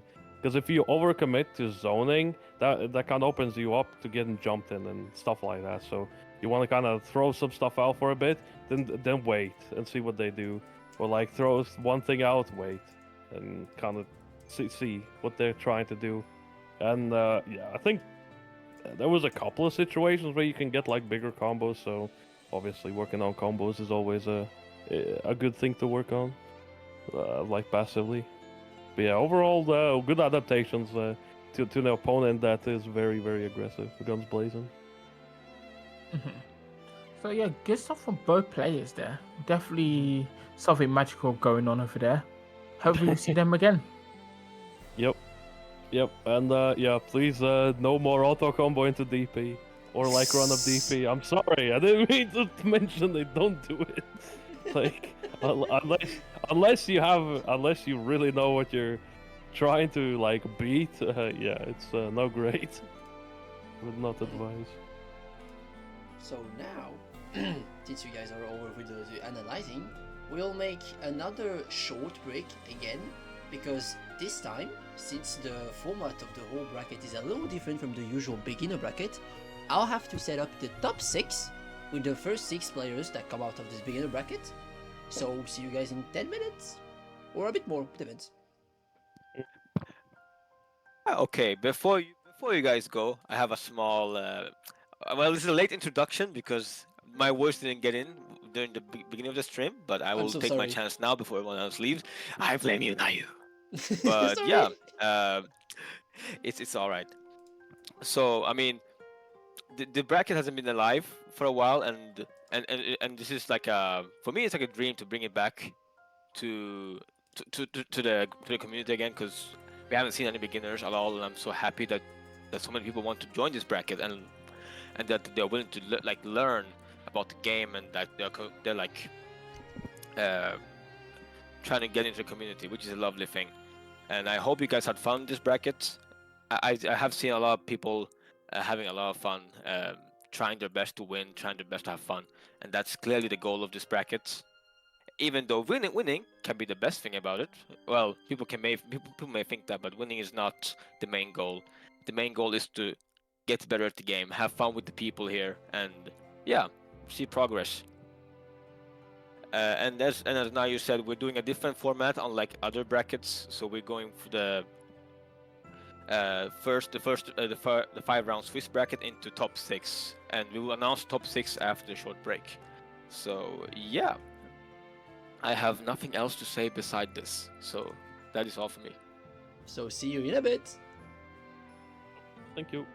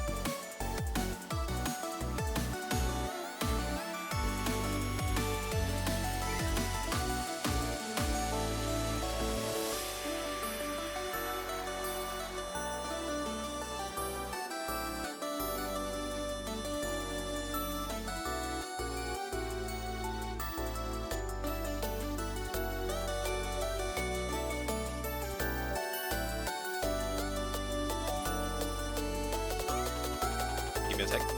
Yeah. All right. Well. Welcome to the. Give me 1 second. Welcome to EU Training Grounds double elimination bracket. We got our top 6 from the Swiss bracket, and we are ready with our 2 new commentators, which are Henkar and Hash. Please say hello. Hello, everyone. Yeah, I'm Henkar. You might know me as the Soris in ladder, and I usually play in hardest as well. Yep, and I'm Haz. You'll know me because I will have run up and DP'd you at least once. Diabolical. Diabolical. Beginners, do not take notes on Hash, please. Do not. Vegeta is a separate beast in of itself. Like, my alter ego just kind of goes wild with it. The Vegeta mindset is too strong for you to handle. It's not there yet. So true. But yes, and moving back to the bracket, we got our top 6. So how this double elim works is that those people who have the most points will be on the winner's side. In this case, it is Nightfall, Velcian, Fizz, and Diego Fr. I'll just say Diego. And since they got the most points, they'll be on the winner's side, and the one who were the 2 last people who are on top 5 and top 6 will be on the loser's side, fighting one of the losers from the winning side. So that's how the first round will go on, and every match will be streamed. So yeah, that is it, and I hope you guys have fun watching the stream, and I'll let our commentators take over. Yeah, brilliant. Firstly, congrats to all the people that made top 6: Nightfall, Valcion, Fizz, Diogo, Radio Blade, and Trinity. Like, good achievement. Glad you got this far. I'm excited to see some games from you guys. Yeah, like, I only watched Nightfall's one of the games, and like he's a pretty solid offense, and I like to see the same coming into this top 6. Yeah, it should be interesting as well, seeing from that offense, because Yule is also a character quite well known for being quite tricky to catch and also being quite aggressive at times as well. So it'd be quite interesting to see that matchup between the 2 of them. Yeah, like the backflips and the like stance normals into like the low overhead mix-ups are quite hard to go around with. So I'm expecting a lot of BCs or DPs in this game. Yeah, and you just saw it right there on round start as well. Like, really good stuff. All right, we're seeing our first combo. Oh, drops the combo. Yep. To be fair, that was pretty tricky to kind of identify. Like, you saw that Moonfall actually jumped there, so you kind of have to make that weird adjustment real time. It's hard to do. Yeah. Oh, nice brain trap there. And we got a full punish combo. Get the bar up. All right. See, oh, the clash on the 2-1-4. Oh, the delay hit coming in as well.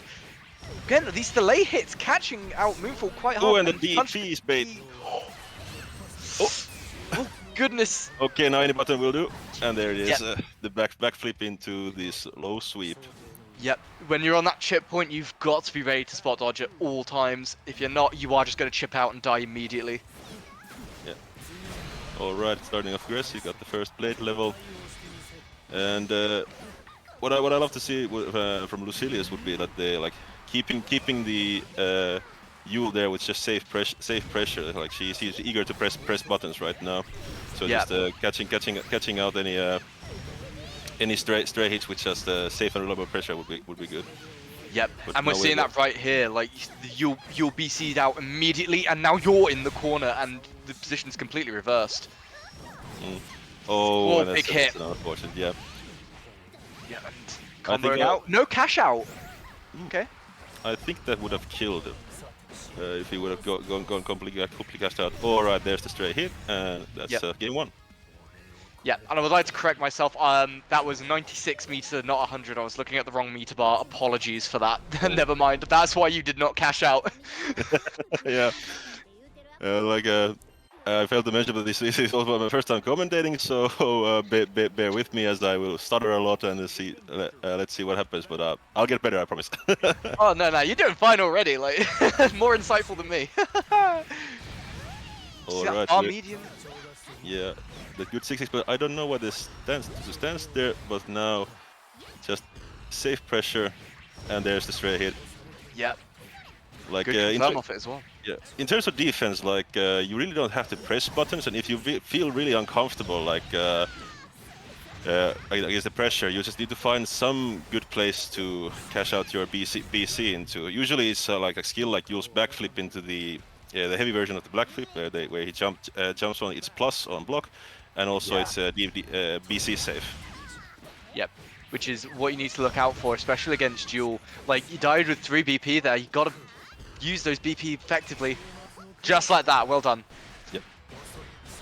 And now we got our own cash out here, just get the blade level up, and now we got the corner in controller. Again, another good BC. Good BCs coming out from both players here. Yeah, this game is the BC nation. Like you really what you want to watch out for. Oh, that would be that's a grab punish. But what you really want to watch out for, like the BCs, you just use your resources at the same time as your opponent. Because like when you're at the same of the resources, but the game is basically in equal levels. And especially when you're at low HP, then when one interaction kills, you really just need to use all your resources to try and like keep your opponent out to fight your own chances of victory. Yep, exactly. And on to the next round, but Moonfall spacing around things quite well so far, catching out these backflips really, really well. Throw break, combo, and this should take to the corner, right? Yeah. Nice contest to the 5M. Yeah. And now, yep. Oh, the throw bait! Ooh, I got hit! Ooh, check those toes. And we got the full cash out. Okay, now the Yule's gonna do a mix-up, and we just have to see, yep, the empty jump to the throw. Ooh. And another, yep. Yep. I'd actually think that's quite clever with the hops to try and bait the BC, because it makes it look like Yule's gonna go for that overhead. So like, yeah, no, really, really good. I like that. Yeah, and you don't need to be in a hurry to like option select in the BC. You can, like, in terms of like Yule's offense, you can like hold down back. If you take the overhead at like half HP, it's fine. Just take the overhead and watch out for your chance to get out of the corner. Yeah. And now we got Lucilius holding good defense, and now we got our own like pressure going on here. Ooh, the straight hit! Moonfall kind of answering back with that empty jump there. See the stance again, overhead, no counter hit. Oh, catches the BC though. Yeah, more patience in the corner. You don't need to immediately get out. Yeah.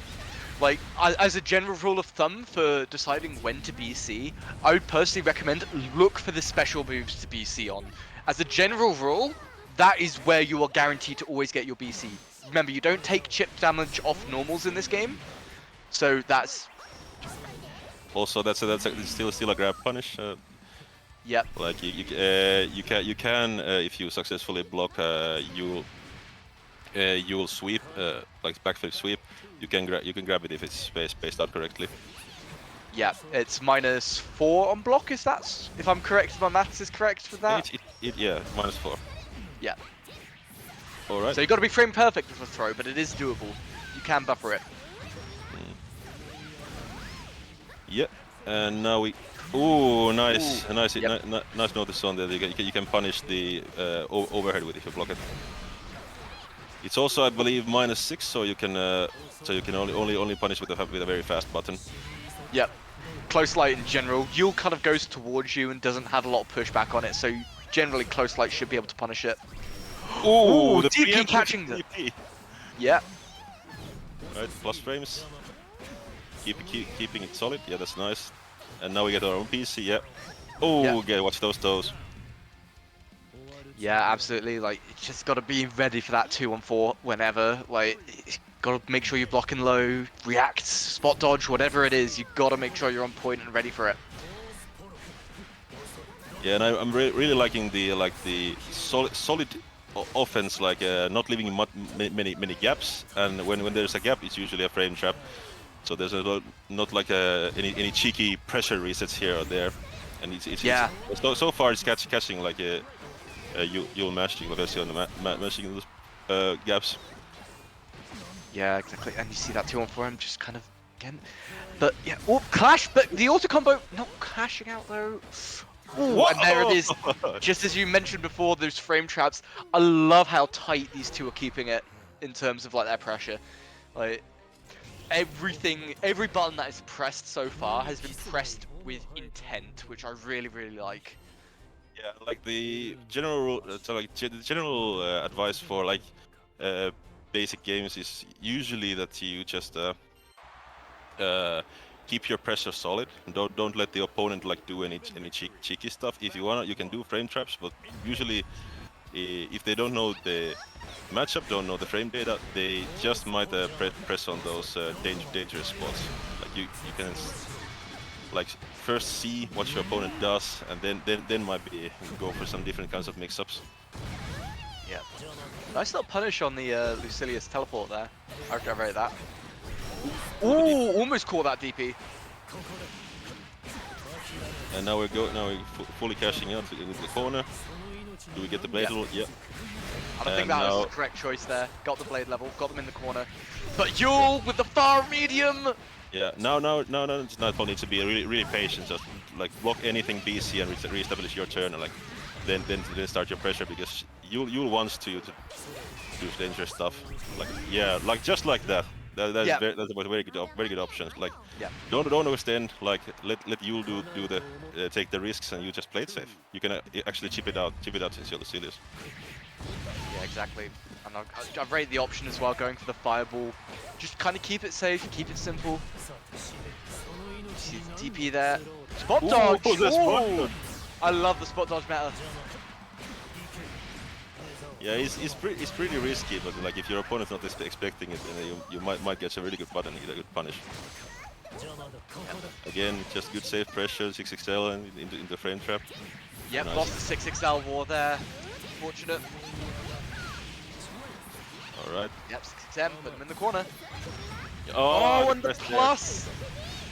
That is a really deceptive, like the flames are really deceptive button, like you think you can press in the middle, but it hits really late.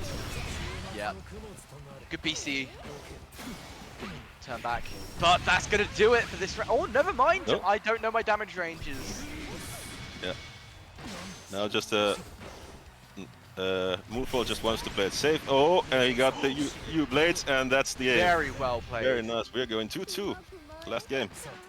Yeah, final game, final round for our first game in the top 6. Really, really good stuff from both players so far. We're gonna see a character switch. Yeah. No character switch. Here we go, final game. For Velcian, I would highly recommend also like keeping the pressure safe. For example, like that, you try to press in there, and it wasn't safe, so Lucilius got a hit in between. But also like Yul is a very like setup heavy character. No, well, not like that, but she likes to always keep your opponent guessing. So yeah, she likes to mix up on wake up specifically. So with the overhead and the stance and all that, I get what you mean. Yeah, and like also like the great spacing, I like that. Yeah, like great. If you keep yourself spaced out and get straight buttons, you have a very good button like 5M, I believe, the spin move, and also like a very good pokes with those swords. Ooh, and a throw. Velcian now on set point. Nice teleport. See the low, Ooh, and this is those toes. Oh, and I really would like to see a wake up mix. Like there was a really good chance, but okay, that like not overextending is also a good idea. Ooh, that was funky. I think I got hit there. That was funky. Yeah. Oh. Oh no! And that's gonna be it. That's gonna be it. That was a very nice mix-up play in the end from Velcian. Yeah. Like you made it very hard for like Moonfall to find any sort of gap where he could press or BC. yeah, it's a game of opportunities after all. If you don't give them the opportunity, you will win. Like, yeah, no, that was very, very impressive. I really like that. That was very promising for our first game. The quality of the beginner bracket has gone up massively, I must say, since I last played. Like, this is really, really incredible stuff. Well played to both of you. Yeah, and I really love the like the adaptations on both sides. At first, like it seemed like the was it Velcia and Yule. Velcia and the Yule would have clutched it out there, and kept up with the mix. But then like good BCs, good solid pressure from Nightfall, really kept him in there. But in the end, like you'll found a way to dodge those BC angles and just keep him guessing enough to get those stray hits. Yeah, and that's the most important part of the game, as you said. Yeah, keep going, both of you. That is really, really impressive. Got high hopes for both of you, and we'll see you both soon. All right, and into the next match, and we have a 2B and a Siegfried. I have Fizz and Diego Free. Right, Diego Momo Free. call them Diego. We're calling them Diego. It's Yeah, okay, yeah. I finally got the name. It's French. It's Diego. So like, yeah, Diego. Diego. Diego. Diego. French man. Diego. all right. Diego. These are two characters that I'm not quite comfortable like with knowing their like frame to death, but I do know the general Yeah. let's just say unfair buttons they have, for example. Yeah, I think that's a good way of putting it. Just gonna very quickly dislocate my hip with Siegfried 2M and just mash H with 2B. Yeah. So yeah, no, that's the general game plan, and I respect it. And there we see it right there. Yep, and now we are in the corner. But just something general about 2B, like she is the only character that can like continue her auto combos even if they do whiff. That's one like when you're trying to whiff punish 2B. That clash was so smart. Hold the phone. That was such a smart clash. Oh, he's strike. We're going full on, no defense, and nice catch on the landing. Yep, you did not pay 50. How much is the game now in euros? I only know it in Great British pounds. Oh, the far heavy. Yeah. Well, to those who don't know and don't own Gamblu yet, I think it's still 61% off. So yes, go get this game. It's peak. Yep. Oh, and we see this U skill combo. You're still grounded, by the way, but ending it with the heavy finisher. I think it's the heavy finisher. Yeah. Oh, but rolling through it heavy. All right, and there we see that 2B is trying to keep Siegfried away with some of those beams, but also like the very large heavy strikes like that, like just keeping it away. Ooh, the DP, DP dodged the beam. I wouldn't spend 50 meters to dodge that, but yeah. Yeah. Ooh, and he gets it with a snap. Yep, that should be the round going to 2B. Yeah. Nice. Round 3 Also, on game 1. Yeah. Also, some information about 2B. 2B is the only character without a dash light button. So yep. Generally that would make her a lot weaker than most of the guys, and she isn't considered top tier, but like she has very many more options, like a double jump in the air. You can also like air stall very much, but also like the very far range normals. Yeah, exactly. And it makes it so hard to play around it as well, because many people just think, oh, they're dashing at me, it's going to be a 6XL. But she can't 6XL, so you just get delay hit instead. And that catches out a lot of people, especially at lower ranks. Yep. Oh, this is punishable. Oh, that is punishable. And also we receive oh, the forward roll, the catch. Right. So whilst I respect it, I think you probably should have gone for the combo there. I think you won the round if you went for the combo. but it's still a very very good cash out. Like 2B has no Yeah. no BB right now. It's basically an equal game. One hit will touch it, will kill anyone. And the RPS situation. And with Yep, the counter. RPS, yep! What are you gonna do? You've got to choose between press, jump, all that stuff. Although, I'll point this out now, and if you're listening, roll forward. Roll Yeah. forward. That's how you Well- beat it. Yeah, like every single option of the Siegfried's RPS, I think it's like is it 2-2 heavy wood? 2-2H, yeah. 2-2H, yeah, and like every single one except the light one is forward rollable, and you get a punish off of it. Yeah. So basically you need to represent that you know how to deal with it, and then the Siegfried will do it less, but also like try to use the light version, which is actually just a regular punishable. Oh, and the grab to side switch. Yep. Yeah. I guess you could side switch there, like you didn't have the damage to kill, so I do respect that option. Oh, try to RPS! and Nice then- patience from the 2B. Yeah, really good patience. Like waiting for that RPS option and getting your full punish. You know that you have nothing to fear there. Good job. Right, and we're establishing the the counter hit. Yeah. Yeah, like if you wanna abuse Siegfried's some Siegfried tech, then you really just do 6XL 6XL into 2M. Those are like the best moves, because Siegfried 6XL is one of the best in the game and reaches Yep. far, and the 2M even further to catch those. So if you commit, don't hit it. Ooh, there's stall. Yeah. And that's one of 2B's biggest strengths there in the corner. Being able to so reliably bait throws, get safe jumps off those double jumps. It looks like we're going to see a character switch.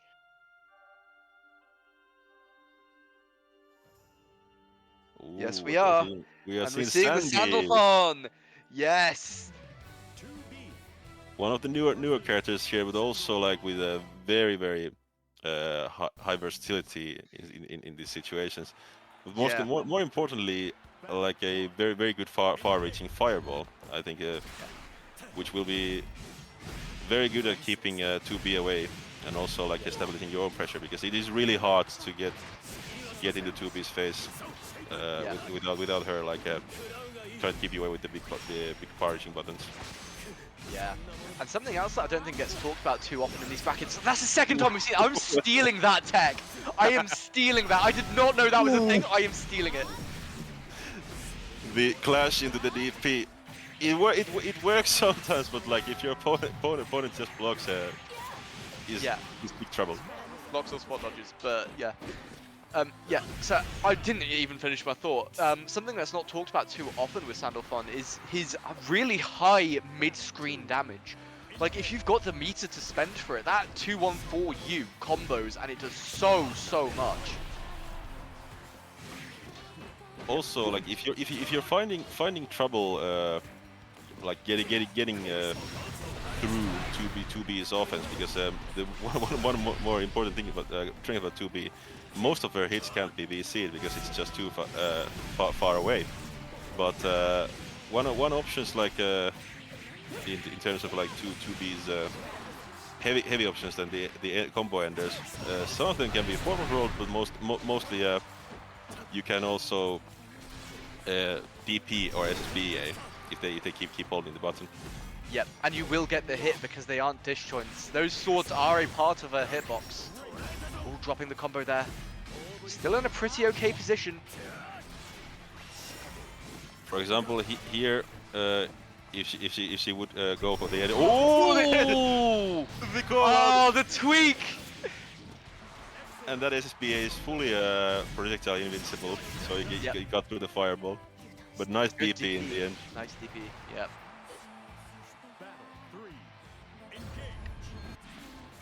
Yep, just staying away from 2B jumping in. Nice. Now the keep 2M there. pressure. Yep. And now the ender. Ooh. Ooh, 6XL losing to the throw there. Yep, jump in. Then we keep the pressure. And Yep, ooh, good the- punish. Ooh, and he trying to make ended a it. call out. Yeah, if she ends it like that, is super punishable. Like I think like -8 or something. All right. Just keep the pressure safe like that. Don't overextend. Make her make her like guess your next move. And if she's close enough, you can always BC right now. Oh, that was punishable, but just barely misses it. Got the counter hit, get off me. But we still got 3 BP from both players here, and these forward rolls, like, Fizz is waiting for these now. Yeah, and Ooh, the beats the DP! DP! Now full cash out, please. Oh no! Drops it! But it's fine, it's fine, it's fine. We'll pretend that we saw SSBA cash out. Or we saw nothing. Yep. And for the newer players, like this game has a really lenient like combo system, because if you really don't know what to do, you can also always, if you're close enough, to just do raging strike, raging chain, or if you wanna like end it early, most hits on most characters, like you get like a normal hit into, and you can easily cancel it into SSBA or SBA. Yeah, exactly. And to add on to that point further, you don't even need to Raging Chain if you want to save to 25 meter. You can still combo off it and stabilize it with a Raging Strike in the corner. Yeah, and like also like when learning character and learning like damage windows, just look at HP. If it doesn't need the full fancy combo, then just keep it simple. Like for example, if you just need one hit, you know, like, and some little bit of damage, you can always like hit confirm it into like something like 5M into SSBA or 5M into Raging Strike, Raging Chain. It's not a bad option, and you get a combo extension off of it. Ooh. Yeah. Just see a little connection there, but doesn't get anything off it. Oh, whiffs the throw. Oh, that's quite important. All right, let's see the combo. Yep, no, Right. can't end it there. You did the 3 hits. Combo limit went right up. Yep, Ooh, just gonna and cash now, yeah. straight out into SBA. Yeah, keep it simple. This deletes one of her BPs. Also, like the next grab or like the next hit is immediate death. Yep. And now like Sandalphon doesn't have like any need to like do risky stuff. Just look for a chance to get your fireball in. Maybe just a punish window, like that's punishable. Yep. Oh no! And here's the example you would do the 5M in the Raging Strike, Raging Chain to get the combo Yeah, extra. that was what I was just about to say. In that situation, just go for RSRC, guarantee the kill. Always guarantee the kill if you can. Oh, and the 2L to finish it up. Yep. Nice. And I think this might actually be set point for I can't pronounce French. Diego. Like I don't know how to pronounce French either. All right. Doing better Oh, job the than me. grab! That's Ooh! really That's risky. Yep. Trying to spot dodge, gets thrown. Yeah, we're trying to open up our opponents with a few grabs here or there, just to get them to press something. And that's also one thing. Like if you see your opponent blocking much, just go for a few cheeky grabs here or there, just to get them to press more buttons on defense. There we go. Do we get to see the full combo? Nice. Yeah. No, got the combo limit. Ooh, but that heavy. Yep, opting for the U skill, and this should be it, right? Yeah, this should be it if he gets the full combo and the Raging Yes, Strike. and that's what we mean with finish it off with the Raging Strike, Raging Chain. Just guarantee that kill. And I think this might be final game. I think it's 2-2 at the minute. Yeah, it is 2-2, and we're gonna see some more 2B and maybe Sandalphon action. All right. Yep. Here Final we go. game. Right, starting off with a little bit of hesitation. Oh, and there we see the punishing range of 2B's heavies, and she can cancel each of everyone. Just like even on whiff. It's really hard to get in, and like this situation, if it's just pressing those, I would really recommend like just throwing off a fireball just to disrupt her, like that. Yep. Ooh, and then EP there. Big punish. Ooh, drops the combo though. Yep, gets the hits, that's fine. DP. And now just Oh, the low check! well, yeah. Just keep it safe. Just a few pokes here, there. Got the hit and got the round. And it's match point for 2B. More heavies. Oh, and that wire again. This is catching out Diogfro quite a bit. Ooh, and the air stop. Oh, And that- punishable. Yep. Yeah, that is minus and punishable. We get the full like meter efficient setup, and now we are in the corner. Nice BC. Good throw tech. Nice And the punish. punish, And now, yeah, 6XL, just save pressure. Like, Yep, there's that wire catching him again, and does this and they, kill? yeah, and this is very good. Like, keep it simple. Now it's really, literally just one hit away. You can just basically at this point you don't need to do anything risky. Just chip it Yeah. out and or punish like that. There it is. Very, very good performance from Fizz. Yeah, and Diogfro again, really good performance. He showed off a lot of really good stuff. I really liked watching you play. I think he just kind of started panicking a bit at the end there.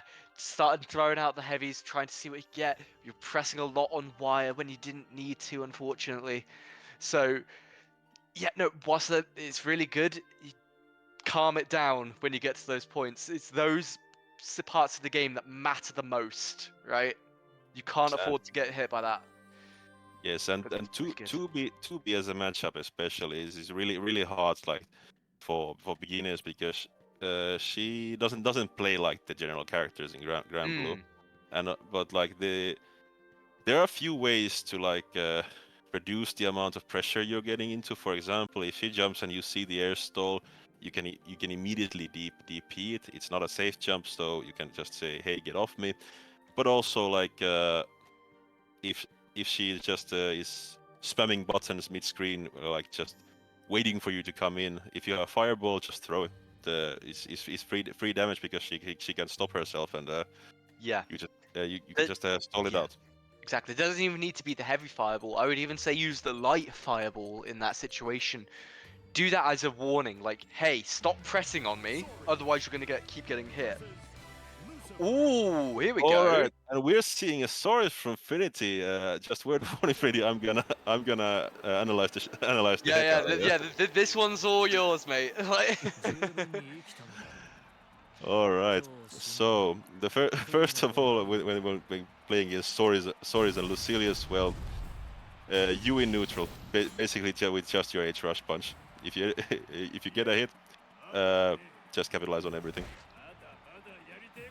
But let's see. Like in this case, I think Lucilius is on the back burner here because Soris is gonna be on your face at every moment, so it's hard to like set up any like projectiles or anything, and the constant like looming danger of the U rush punch is always there. Yeah, and I think it's the same with the stance as well. Like, ever since the patch, like, Lucy needs to kind of go in the stance to kind of reliably get blade level a bit more, and just that threat of U-punch just discourages that fully. Yeah, and I like that they jump in, but like the games also when playing in stories are really volatile, really fast. So Lucilius has a really hard time like getting the blade level up, because like we are seeing like the Soris plus frames, a good DP, and you can always contest the plus frames with a good DP. But as you can see, the damage output is insane with Soris. Yeah, as well. And I don't even want to think about how he's been getting these 5 U's off as well. He had 4 stocks there. I don't even want to consider him going to SSBA there. That's jeez. Yeah, but against Soris especially, it is really important while you're pressuring him to keep your pressure strings tight, because like Soris has a 5 frame 623H, and is really hard. It's really hard to react to. But if you manage to block it, it is punishable. And we get the first down. Very nice. Like we already see like the Nightfall's extremely good solid pressure, like not leaving a lot of gaps. And in terms of here, Soris really should just BC or more likely just do some more 5-5 Yui. Ooh, the Yeah. back throw instead. Yeah, back throw incident in the corner again. But see these plus frames, lots of plus frames. Yeah, and also like just a tip for playing against Soris, you really need to learn the frame data. You can't let a single minus frame go out, because that happens. Like Soris was -3 on the H rush punch and just continued the pressure. Yeah, like you got to be kind of fearless and also know what you're doing at the same time. Like, yeah, there is the threat there, but at the same time, you just kind of got to go for it sometimes. Yeah, because for some reason Soris is also one of the characters that has more HP than the basic roster, so he's really tanky. Does a lot of damage. Like, what can you do? So you like against Soris, you really just need to be patient. Find the spots where you can press and not overextend. Because right now, Trinity is pressing all of the buttons, all of the plus frames. Just like a few tips what to do against Soris. For example, you can always press. Ooh, he got What? the still from the counter. Wait. Oh, Okay. but like, I've never seen someone be able to combo after a trade. That is something new. yep.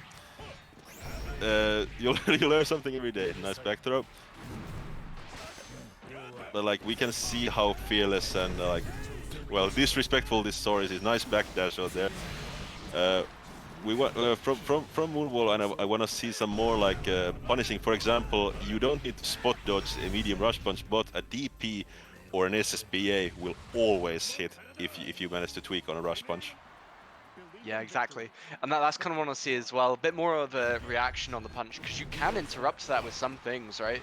So, yeah, like being able to throw out DP or even something in the stance, perhaps.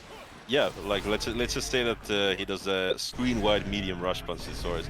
Lucilius has a very good 5M to just stuff that, and he can get in. And just like that, good pressure. Soris tries to press, but can't get in. Oh, and that You were dashing, but yes, good spot dodge, good cancel on the dash. Yeah. And ooh, very nice grab there. Still, no need to spot dodge the M rush punch. Sometimes you're even minus when you do that. So just DP or SSBA, and here you can see what I meant. Just tweak. If he does a rush punch, just tweak without DP. Yeah, exactly. Like,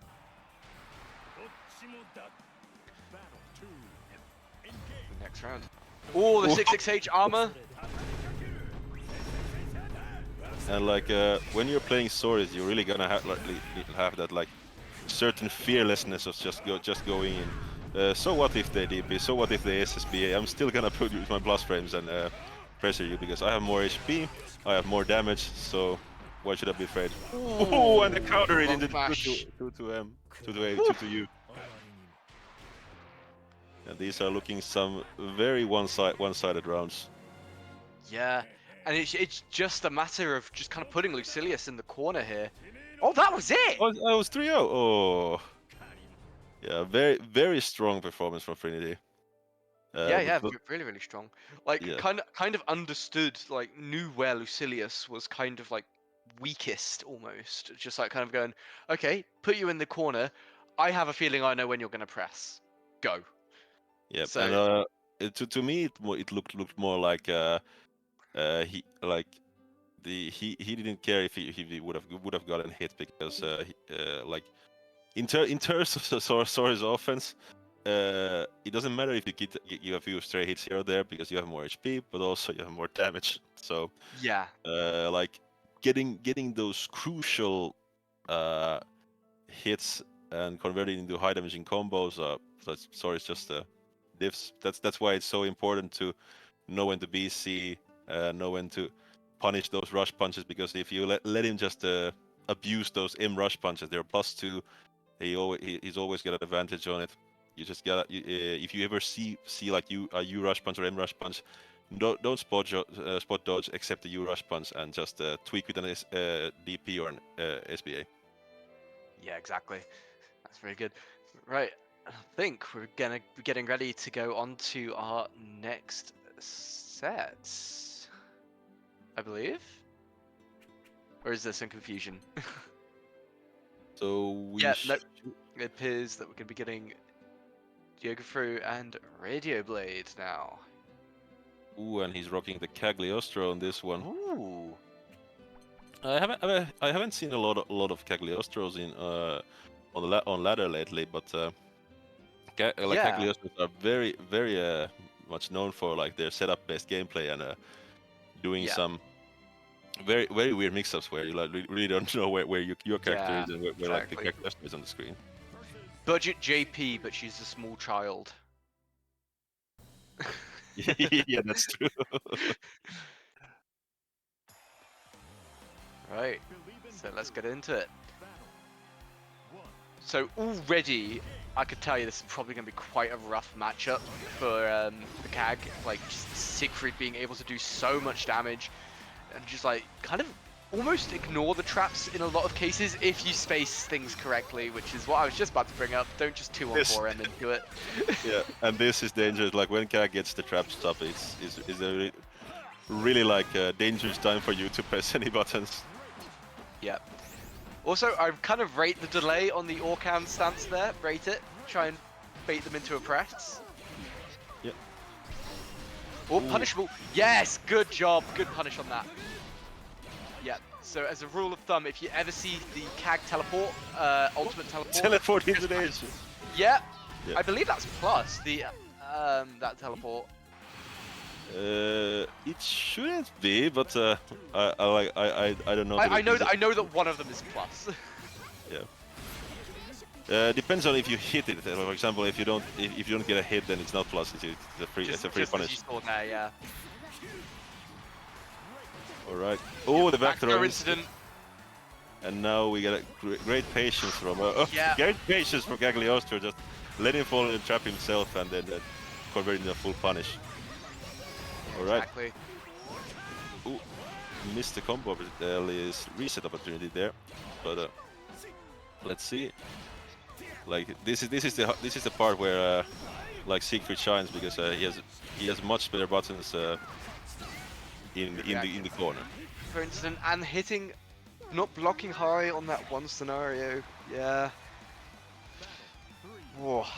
What do you think has like which character like has the advantage in this matchup? Or would you It's say kind of the- hard to say. As a general rule, I would say Siegfried, just because his buttons are so big, and he doesn't have to interact with the traps if he doesn't want to. And that U fireball, sorry, not the football, the H fireball is also a good example of that, because that does destroy traps. So. Yeah. Like the Siegfried has a really good fireball because it's like basically just a wall, like where you can run behind it and get to your opponent. Yeah. And in terms of like, Ooh, the tweak! but it Nice gets blocked. Ooh, huge. So here we can see that like for Cagliostro, it is really hard to like get out of the Siegfried's like far pokes. Yeah. I would more likely I would just still recommend holding down back and just punishing these risky moves, like for example the 2-2-H for the RPS situations. You can Yeah. always play with that. But also like if it gets too far, you can always try just jumping. So, like neutral jump, teleport away, or just jump forward to the jump in. Yeah. And yeah, like we said before, that roll forward on the 2-2 as well. Yep. Or trying to fish for that counter hit. Gets the punish on the TP, but Yep. loses the corner pressure. Yep. And here just get good pose, keep away, set up your traps. Ooh, Ooh, the spot dodge on it, but Ooh, the still getting forward- counter. yeah, just do the forward roll, just like Has said. Good hit with the 2-on-4. Ooh, and Ooh, yep. try to press on the minus frames. Not good against Siegfried.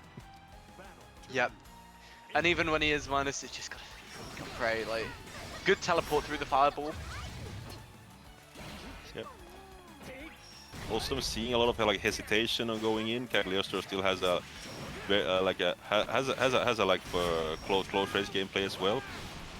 Like just doing some stagger pressure, and like if you're really afraid like that, just BC. Yeah, exactly. Oh, and this should be it. Raging Strike, heavy, fireball. No! No cash out. Drops All the right. combo, unfortunately, but yeah, you're in a pretty sticky spot there, Radio Blade. Like, you just kind of have to sit there and eat the chip, unfortunately. But yeah, what I want to see from Radio Blade right now is a lot more spot dodge and a lot more roll. Those two options are really good against a Siegfried that is kind of playing like this, because we haven't seen a whole lot of throw yet. And being Yeah. able to spot dodge some of these specials on reaction is so important. Yeah, the two like the 2-1 for the big overhead strike from Siegfried is spot dodgeable if he hasn't like hit you in block stun, but also like the RP in the RP situations, just do a forward roll because it leads to a punish if he doesn't decide to do the light version of the follow up. And I'm like, there's nothing to be afraid of. Like, you're just letting him Siegfried 6XL. You can just go in and 6XL yourself as well. Yep. And But good this is patience good. from Radio Blade as well. I do like the patience. I like how Radio Blade is playing this. Oh, tries to PC on the minus frames. I wouldn't recommend doing that. You do get your turn back, Ooh, but this is gonna hurt. yeah, it's gonna hurt a lot. 0 BPS. This super is notorious. Look at that! Oh, Ooh. good low check. And we gotta confirm into a kill. Just what I said like last game. Just two hits into SSBA. Keep it simple, and capitalize on the low. Like when your opponent had low HP, just one hit kills. Yep. Fortunately getting hit by the 6XL there. So the traps disappear. Yep. Oh, whiffing the grab gets the sweep. Ooh! Ooh. Where's the block button? Yep. Ooh. Oh, this is gonna be huge. Oh, And this we time got- huge. Oh no, no dash! Ooh. And like this is where like Cagliostro shines. Like when he gets the traps up, when it like it keeps your opponent guessing. I'm still not seeing any forward rolls on the RPS situations from Radio, Yeah. but I guess he's not really familiar with the matchup. Ooh, and the DP. Yep. This is really tight. Yeah. Now it's basically Cagliostro's game. Now you don't need to do anything Oh, risky no! because this will happen. Yep. Yep. So like when you're both at low HP, it's still an equal game, but just the difference is that any of you, both of you, will just die for one stray hit. Like it's just a normal hit into Regita, normal hit into SBA. Nice. Oh, beautiful combo. And now the setup. Ooh, just giving the space to Siegfried. Ooh, I love this. This is clean right now. I like Yeah. this. And this is good. Like you have the health lead. You don't need to go in. You have your traps to cover for you. Oh! Oh! Remember unfortunate to drop. close out a round. Raging Strike, Raging Chain. Stabilize your combo. Yeah, and just don't do anything hasty. Like you don't need to press. Just wait for a good PC opportunity. Don't panic. Don't panic. Oh, Oh, the panic! safe jump. Safe jump! Oh, but it still hits hits. anyways! First. All right, Radio. Yeah, First, yeah. first game on the Right. board. Now it's Future reference. Yep. Quite a lot of people would have blocked on that safe jump. Be very, very careful with that Radio Blade. It's a mix-up. They have to press afterwards, okay? Yeah, and like the jump-ins, you can SBA, but like it is a really risky move because if they've done it correctly, sometimes it's a safe jump and it might like they might be able to block it. Oh, gets the trap again. Huge. Okay, nice awareness there. Realized that they couldn't reach him in time. Go for the far heavy spear. Like it. Yep. I'm also liking the trap setups and just being a general nuisance. Oh, close it out. Keep it simple. Yeah, doesn't- keep it simple, stupid. I love it. Doesn't kill, but like now you got the life lead. You can just chillax and do your own thing. This is dangerous. Ooh, don't Yep. contest the button, just forward roll. And this stuff. Oh, doesn't cash out. But you're now in range. One hit, but the DP Yeah, the DP. again. A very risky DP window again, but it wasn't Yeah. blocked, so it was good. It's working out. I think Radio Blade is aware, hey, he's going to press after the safe jump, so why not go for it? And I'm also liking like Radio's keeping Siegfried away when he gets a chance and just set up the traps. Yeah, like that. I love that teleport. Yeah, but we're starting to see some adaptation from the 2M merchant with the few fireballs just to clear away the traps and go forward. Ooh, we got the hit. Ooh, oh, but the heavy drops. Unfortunate, but this damage. What's the option here? Ooh, that's a really unsafe button. That's a punishable move if you just let it rip. Oh, the teleport, but doesn't catch. Ooh, Go for the nice. trap. Oh, the throw. Yep, got a little bit of invincibility whenever you land that throw. I reckon, does it? Would that trap have triggered if it got the throw break? I don't actually know. It would have triggered, but it wouldn't have hit Siegfried because it would have Okay. pushed back. Yeah. And we got Digger in match point right now. Yeah. Oh, low check. Going to low check throw. Oh, Ooh, base the DP! But no button to follow up. But this... I think This- this kills. I think this kills if he cashes out. It's gonna be really tight. Like, Yeah, this is tight because you didn't get the follow-up you wanted. You could have done one more hit of the auto combo, but it will still work. Yeah, really, Yeah. really nice. clutching it out in the end, not letting radio get the reverse sweep, and also just really good adaptation, like using the fireballs to clear traps, not overextending too much to see Yeah. like what works, what doesn't work. So just a nice solid gameplay where you just BC DP where you can, and keeping a nuisance with those 6XLs and 2Ms. Yeah, and whilst we're on the topic of adaptation as well, that was really, really good, Radio Blade. Like, being able to identify after the 2 games, okay, I need to play in this specific way in order to sort of keep my ground and actually fight back.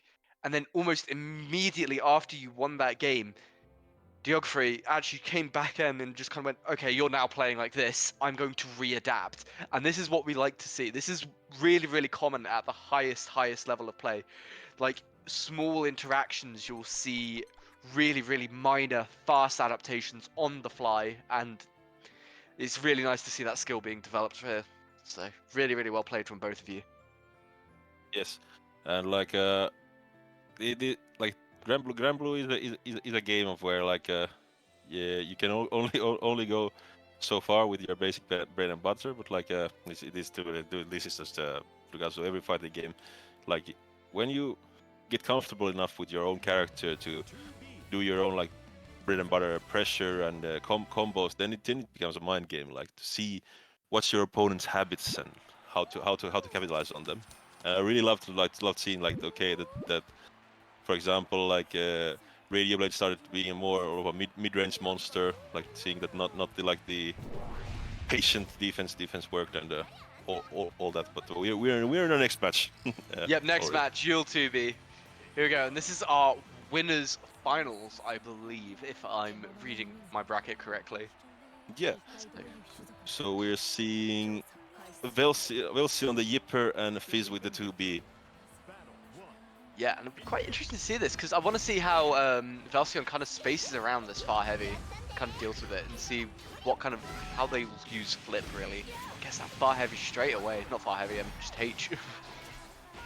And also the chain is plus. Ooh, and the contest there.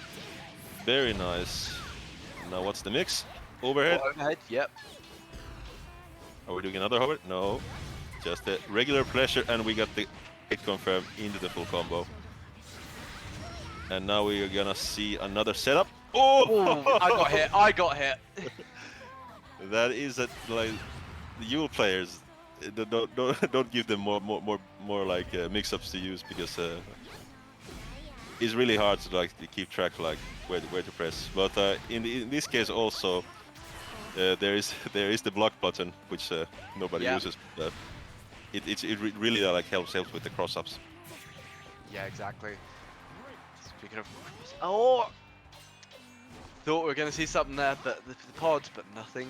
Like, really good patience from Valsion there. Oh, tries to punish, but actually gets counter hit there, even though it's minus. Uh-oh. Ooh. Yeah, we're just seeing a lot of kind of like stray hits at the minute. Ooh, Cashing no, no. out. Cashing out, keep it simple. I think Raging Strike, Raging Chain would have been a better option here, but that also works because now we got a kill from a single hit. Yeah, exactly. Yeah, and that's something to kind of keep your eye on as well. Like, if they are low HP, sometimes it is, you do just get more damage from Raging Strike, Raging Chain and continuing to combo that way. I think 2B is one of those characters that can kind of optimize their damage like that. Also like good meter efficiency, and now I think we should fully commit, but then we drop the combo there. And now let's see. Ooh, try to back that DP. Yeah, I understand the vision, but you cannot do that versus 2B, unfortunately. Yeah, now really safe gameplay, just bully the Yule with some few lasers, but the jump in gets in the full cash out to get the SSBA, and suddenly it's almost even. Yeah, because keep in mind, they've lost those 2 BP now. This is a lot more damage. One stray hit into a corner combo, that's huge. But gets the counter hit on the, sorry, the aerial hit on the... Oh, that's plus!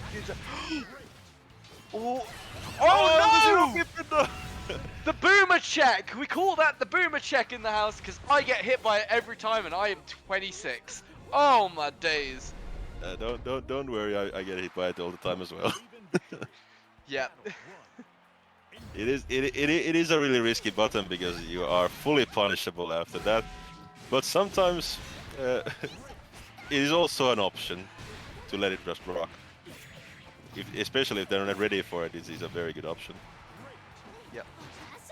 Ooh, the back loving the patience in the corner of Valsion. Absolutely loving it. Yeah. Oh, also, speaking of patience, just waiting to let that far heavy rip. This is not gonna kill, but it's gonna be a very high damaging combo. Very high damaging combo, and in the corner, what's the option? It's gonna be a throw. Yeah. Now just patience from Fizz. Get the BC out, or Ooh, just hold down back, and there we go. Yep. No need to do anything too risky on that situation. Yeah, absolutely. I don't want him around for that. So. Alright, let's see what's the next options. We're gonna do a frame trap with the chain. Yeah. There's that far medium again. Not getting the cancel, but that's all good. Yeah. A little bit of an air stall. Ooh, that's still fully punishable with a grab. Yeah.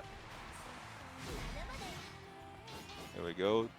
Seeing a lot more patience from both sides here. Like not. Yeah. Going, ooh, the air stall, and that's why it's really hard to like 2H or anti-eddy 2B. Ooh, presses a bit too early on the throw. Oh, does he get the cancel? So he gets the counter hit, but doesn't quite kill. What's the option here? Alright. Opting for that. Okay. Oh, this is gonna end up chipping. You're on chip point now. Be careful. Oh, the gets the hit! No, just this might not kill. No, yeah, you don't get enough no. meter. Oh no! Oh no! Got a spot dodge! Oh! Ooh. Oh, I got really excited for a moment. I thought that was going to be a kill. It is.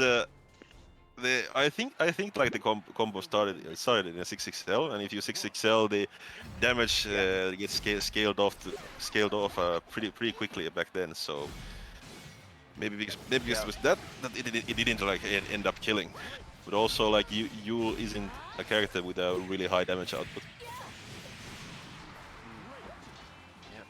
See a corner situation here again, and this wire is working out so well for Fizz. So many people are pressing on the wire after this auto combo. It is a frame trap, but the best option for that one is I think you can DP it if I'm not yeah, not wrong. You can DP, but you can also spot dodge, or you can just continue to hold block. Like there's not a whole lot to fear with wire on block. Like Yeah, worst that's it's going to like- happen is you might get low checked or thrown. Both Yeah. of which you can kind of option select and respond to.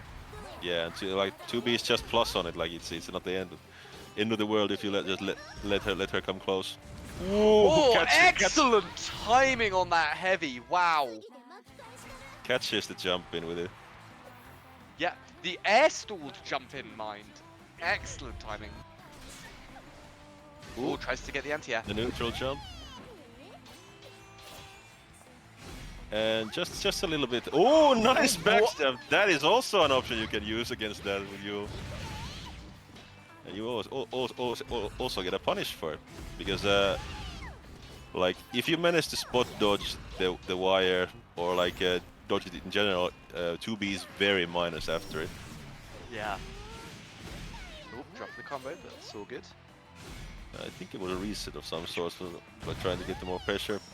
Ooh, Alright, good we got hit. the sweep, and we are fully taking the full combo route. But you've cornered yourself. Plus, yep, no bite. See, playing it patiently. Yeah, both Nothing. of them playing super patient. I'm loving it. Oh, tries the to get the shimmy! throw.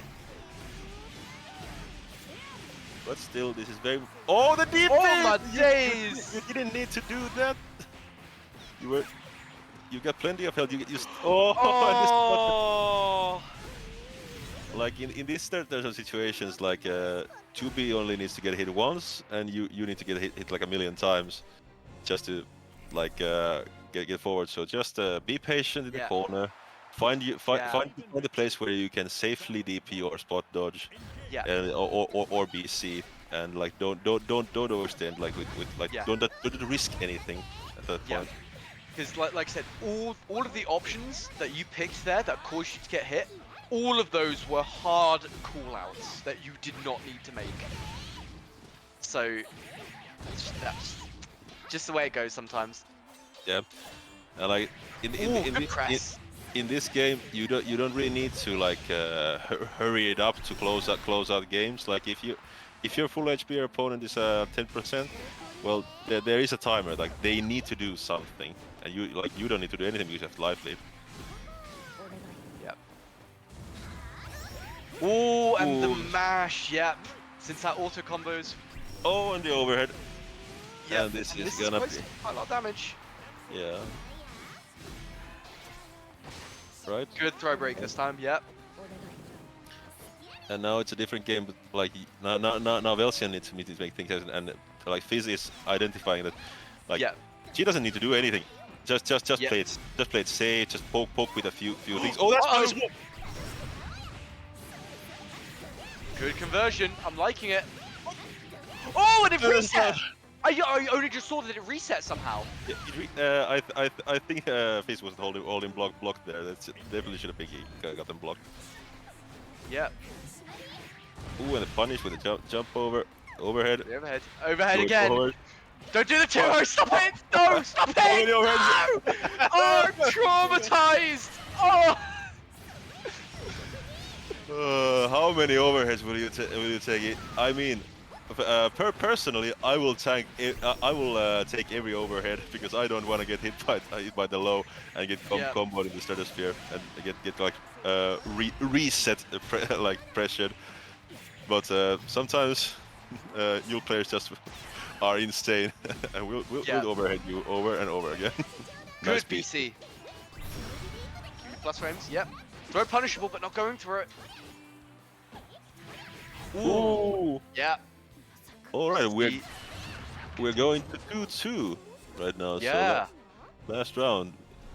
Yep. Like I'm seeing a lot of good like good contests here and there, not overextending like when 2B is doing her stuff, like just Yeah. safe contest here and there. But Yeah, and the only real yeah, go on. sorry, I was about to say the only real sort of notable contests where they've been getting hit, it's always been on wake up or on plus frames.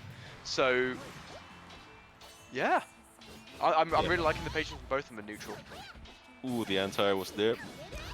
But also like there's still a lot of like gaps. Like there are some like I think panic button 2-1-4 HS coming, but it's fine because it's mostly invincible. But oh, the counter there. Yeah.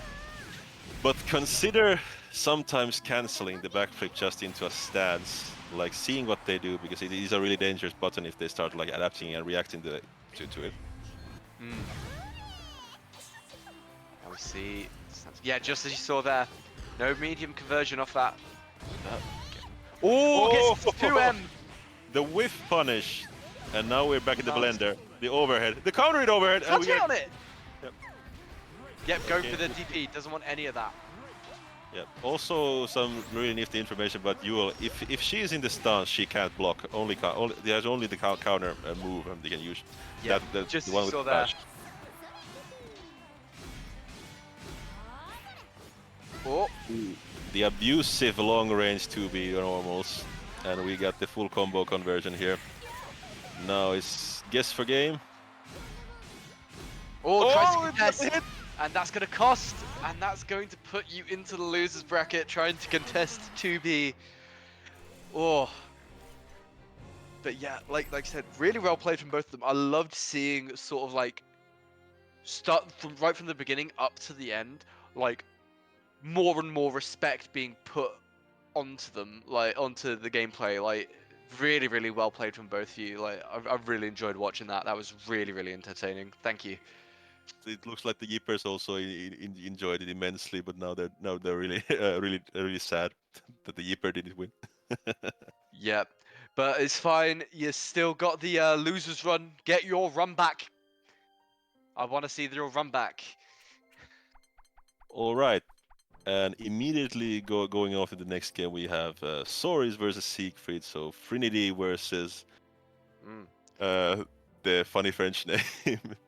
Yep. I'm just gonna call Diego. you two M. Sorry. Diego. Try again. Yeah, Just say Diego. Diego. Just say Diego, man. My ears are bleeding. Just say Diego. No. Yeah, so It's okay. we got Trinity versus Diego. So Yeah. in this matchup, this is a much more, let's just say, equal matchup, because Siegfried has a lot of like far-reaching normals that really stuff out like Soris' pressure to like ability to get in, but also like the Siegfried has a heavy DP, which also like is a very good stopper if they see. Oh, immediately with the counter hit into You don't Reggie's need him. deck. You don't need him. Yeah. Oh, plus frames. And Oh, yeah, good stuff and out. there's the 2M, like that is a really good stuffer for the like medium rush punch. It really makes like the Soris think when to let the rush punch rock. Oh, And the clash into DP. DP. Yeah, and we're really seeing like good patience. And one thing about Soris armor, like if you're hitting the Soris 5U with normals, you can actually cancel your like auto combo into a spot dodge, and you get the you get a free punish off of it. Oh wow. Okay. Every day I think this character is more and more broken. Thank you. All tap wise Trinity already has 5 stacks. That's an interesting question. Basically, they decided it was okay to give Soris away to get more like macho stacks. Basically, if you get hit in the 5U and if you successfully land the follow-up move, you get 2 stacks instead of the normal 1. And here we can see the absolute pressure machine that Soris is. Like Yeah. no need for anything too difficult. Just a Good push- DP reaction. yeah, good DP. Just like press all of your plus frames on it. Chip him out. Like if he gets hit, then it's like his own fault. It's just Soris basically. Yeah. Right. I even though Soris won that, I can see that Diego's definitely got the right idea of how to approach this matchup. So I really want to see more of how they approach this. DP there, like you can also just DP that away. Like don't Cut spot dodge. Like I know many of you want to spot dodge the L, M, and H rush punches, but it is really risky. Like if you mistime them, Baited. Baited. Oh no, There's the another second hit! hit! Oh, Plus frames again. Yeah. yeah. Yeah, going back to that rush punch. I'm going to tell you all now because I was fed misinformation. I was told that I could spot dodge that. I now know that I can't. Do not spot dodge it. Learn from Yeah. me.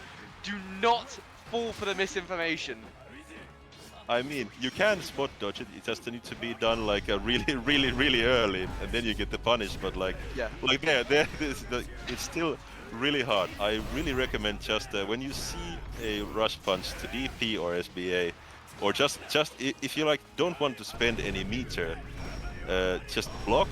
But also if you just wanted to get them off, just use a BC because they can't do anything about it. Exactly. And that's minus. Nice DP. Okay, we oh the backdash, keep it Yeah. away. And like now I'm suspecting a rush punch incoming. Oh, the install. Oh, install instead. Run up super. Oh. Oh, the guard break. Oh, yeah. Also, like that is fake pressure. Like if you just keep blocking and he does the guard break, or the follow up kick, you can always just mash SBA or DP on that, and they can't do anything about it. Like most of Sori's like pressure revolves around frame traps, like many plus frames, but like it is really hard to like keep the pressure solid. Like the only true block strings are 2L into 5L and 2M into punch the punch stars. But very nice pressure coming from Siegfried. Oh, on the frame trap again there. See the install again. Yeah. Like if you see the medium rush punch, just SBA, but I told you a million times. Oh my days. Ooh, Oh, nice. that beat the armor. Oh, Oh, are you blocking? Oh no! I thought the backstep was gonna be enough, but no, like he gets the grab. But it's still not over. But now it's gets for game. Oh, the oh, jump! kill. Oh my goodness. Yeah. Like in this matchup, you can definitely see that Diego doesn't really know the way to press. Like he's being caught in the 2-2H far too many times. Good DP out. Waiting for the 5U this time. Oh, chases him down with the H follow-up. Back throw incident. Another back throw incident. I love back throw incidents in the corner. Yeah. Yeah, they take like. Yes, Let's good response. Good DP. All right, another set of plus frames. That's Oh, good punishment. punish. Good patience. The install, you can punish it. You can punish it. Just press. Punish it, punish it. Yeah! Oh! Block. And now full punish. Nice. There we go. Good patience. Nice baits. Love to see it. I'm really getting too hyped on this. I'm just like trying to shout at them, just do this. they're not listening. That's all commentary is nowadays, I swear. Other commentators don't watch this. Yeah. All right, that's minus. That's plus. Nice Good DP. again, finding the gaps to Oh, punish.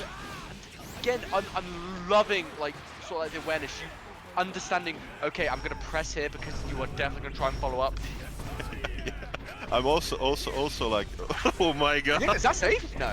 Yeah, it's not safe, but like I can definitely see that the tried and true technique of Sora is don't block, just go forward. Is like if your minus is fine, like you're only minus if you're a coward.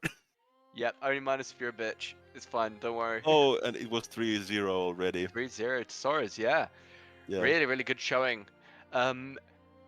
Yeah, like Diego, like again, like that last game, like you sort of like woke up. You kind of realized, okay, this is how I need to play against this.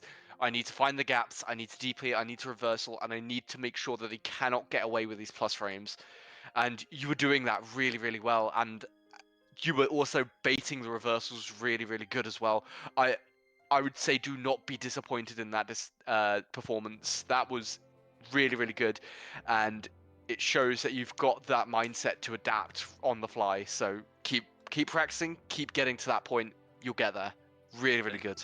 And you're really on the right track. Like like basically when you see a Soris like that doesn't like go for the block, go for blocking. It's just like when it's like time to get your turn, he just gonna 5U you, like spotch the follow up. Every time there's a rush punch, you can always DP or SBA, and like just with Siegfried, you can literally just keep Soris away, and he can do it. He can do a thing. Like then when you manage that, that forces the Soris to think, and then you can. Then it's a match basically. Right now you were just overwhelmed with plus frames, and you didn't know where to press. Like you lost a lot of turns there. Like Trinity was a minus on many places, but you decided not to press there, and yeah, just keep on working. You were on the right track. Yeah. Get some more matches in as well. Like get more games in versus Soris. The more you get used to it, the more effective it will be. So yeah. But anyways, let's jump into the next game. Yul and Soris. Right, and this matchup is also heavily Soris sided, because Yul lacks a fireball, so it also now lies down to the like well-timed uses of BC and DP, and not letting Soris have what he wants. Yeah, just like right there as well on the ultimate rock smash. Oh goodness. Yeah, plus frames, and like you said right there, it's really hard for Yul to actually respond to a lot of these plus frames. Yeah, like right now, if you see like the wind up animation of mini rush punch, you have a very good opportunity to just punish it with your buttons. Ooh. Nice little shimmy there. Rate it. Yep. Yep. Yeah. Ooh. And now the plus frames begin, and you don't need to press at all. Now you press. Now you don't press. Now you don't press. But you still press. Oh, just press anyways. You're only minus if you're a bitch, remember. Yeah.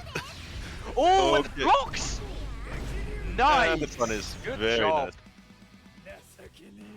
Yeah.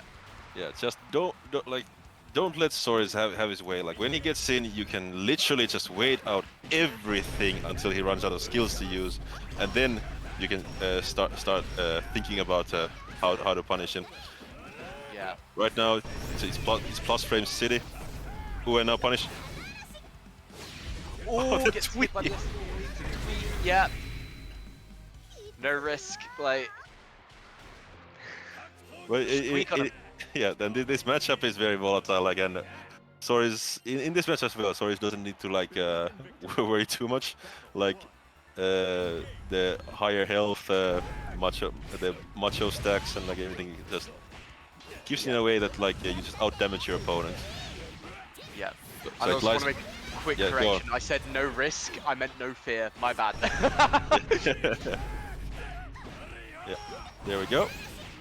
And now we want to make the full conversion. Just take all the damage, all the resources away.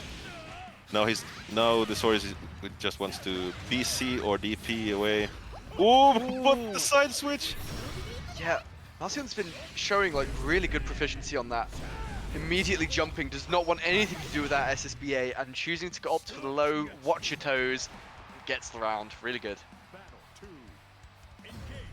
Like we're now seeing some very good showing, and also what I failed to mention here is also like jumping is a very good tool to counter those rush punches, because basically how Soris rush punches work, like if it whiffs, it doesn't like go full screen, it stops directly below you. Yeah. And you can punish it with a jumping normal and get a combo. Yeah, a neutral jump. Yeah, okay. Oh, the throw bait with the jump, and this is gonna be the round. No, it drops. Drops. And the tweak. Spot Watch dodge. it. No. Oh, presses on the second one. That's the second time we've seen it. No. It is possible to hit it mid swing. It needs to be a fast enough button.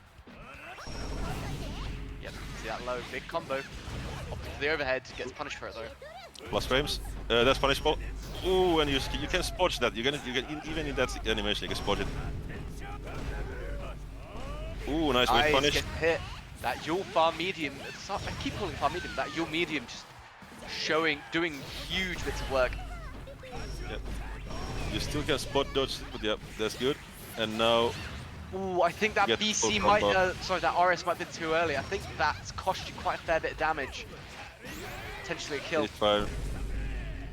Plus frames, plus frames. BC, Guard- BC, BC, guard please break. BC! Get him off you! No! Like, you don't need to, you don't need to worry about it, but now, 5 stack swords, full combo, let's go. Yep. Yeah, very nice. But like, in that situation where it's only one hit, we're one hit away from killing, and the sword is doing doing those skills. In each of those skills, you can BC, and Soris can't do anything about it.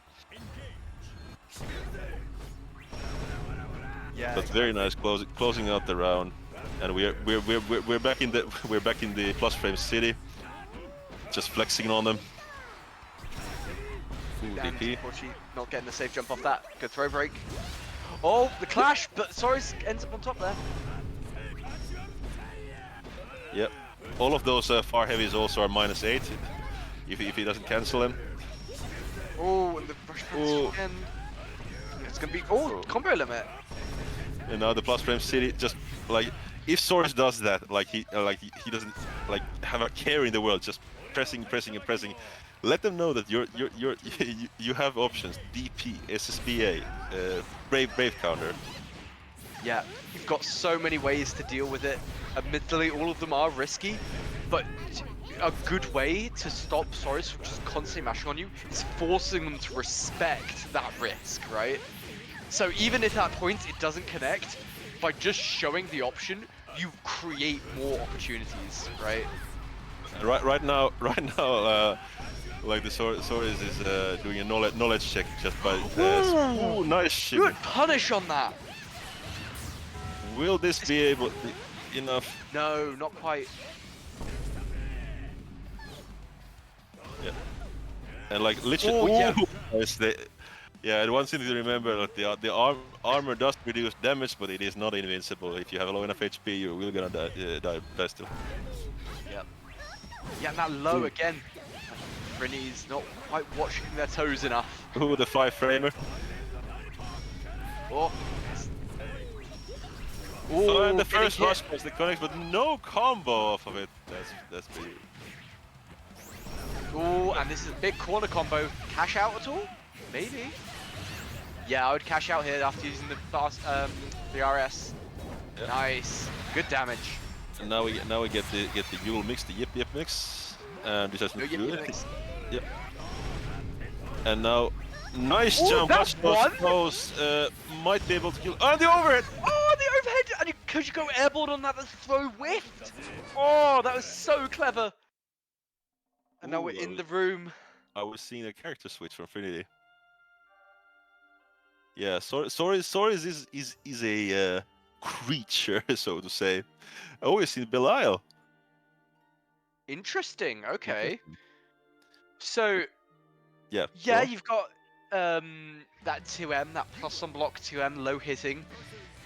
But we'll see how it works, because like we said earlier, Yule is quite slippery. I'd be interested to see how the Belial pick will actually kind of catch this. Yeah. Well, Belial also is a connoisseur of plus frames. He has a very abusive 6XL, very like of oppressive normals, like the 2M plus 2, the 5M also plus, and like just being an overall nuisance. And there's also like the 13 frame. Was it 13 frame of grab? The command grab. Something like that, I don't know. Oh, an immediate 2-on-4 on reaction to the command throw. And also a character like heavily based on knowledge checks. For example, they changed his 5U, which was that skill by the way, like where he just throws off his hands and like if you get hit, it's he jumps down on you. If you block it, it's an automatic grab for you. But also you can decide to wait it out, the whole skill, and you get a massive counter hit punish. Ooh. Cheeky little mix up there. Ooh, I'm loving the 5Us to try and stuff out these 2-1-4 approaches. Ooh, Oh, catch this is huge. This by kills, them. right? Yeah. Yeah, and just Nice cash combo. out the SBA.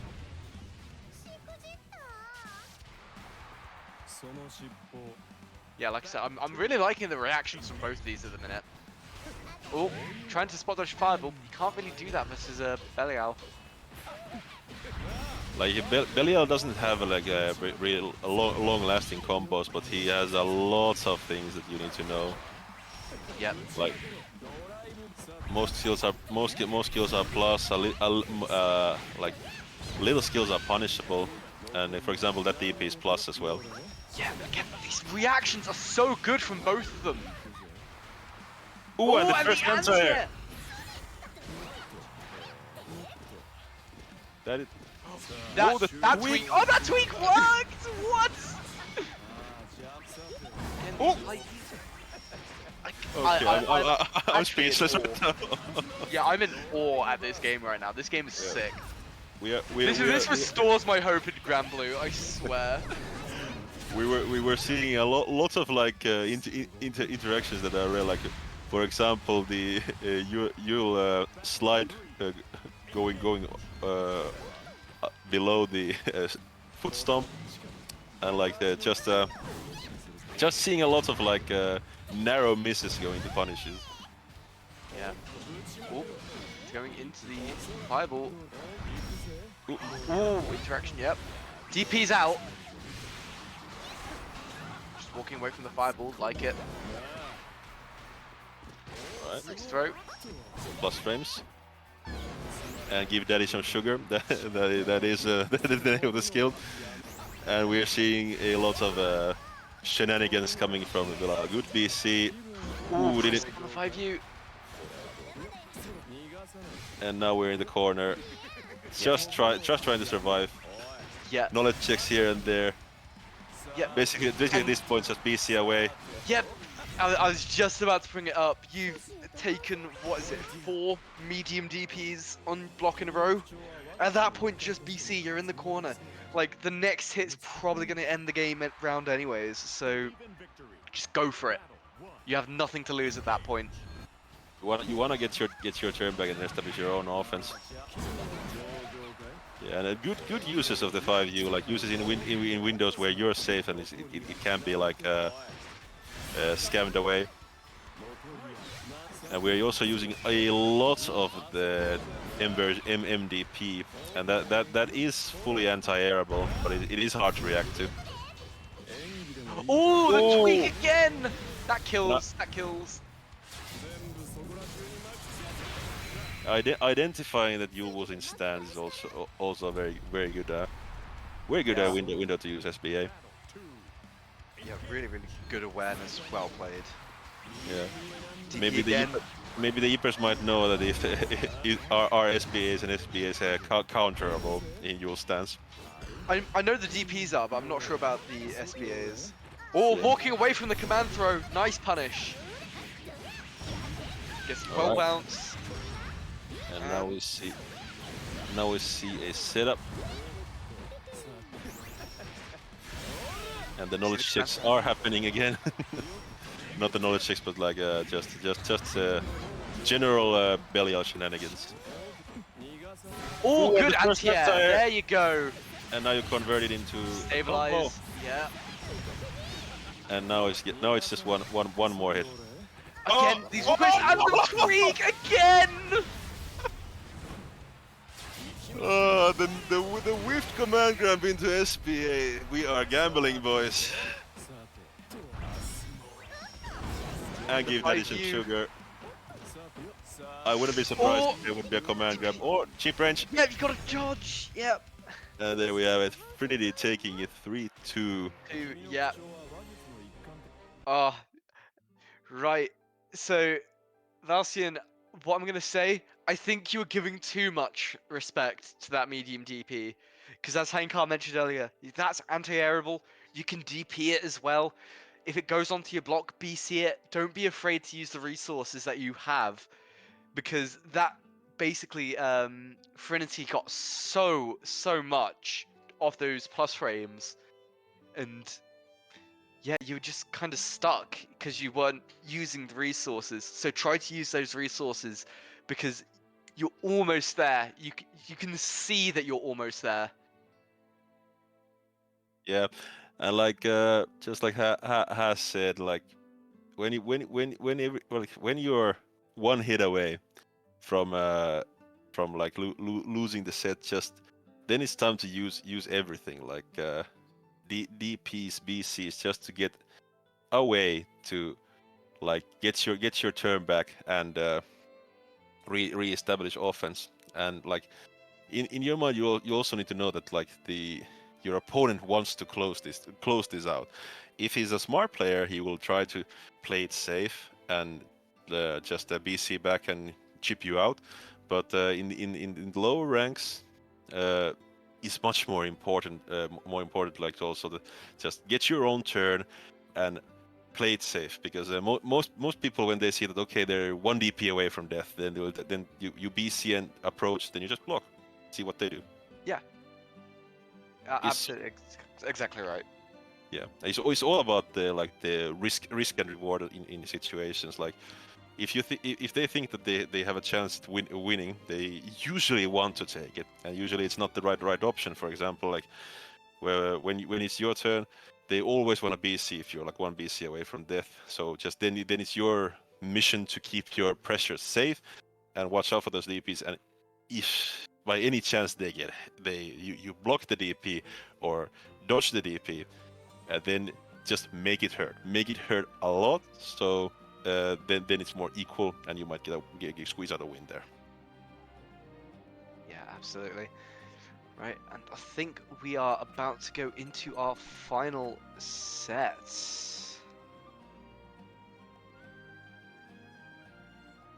So grand finals, we have Trinity versus Fizz. Yep, and I just checked the Swiss pools as well. These two have not played each other at all today. So, All right.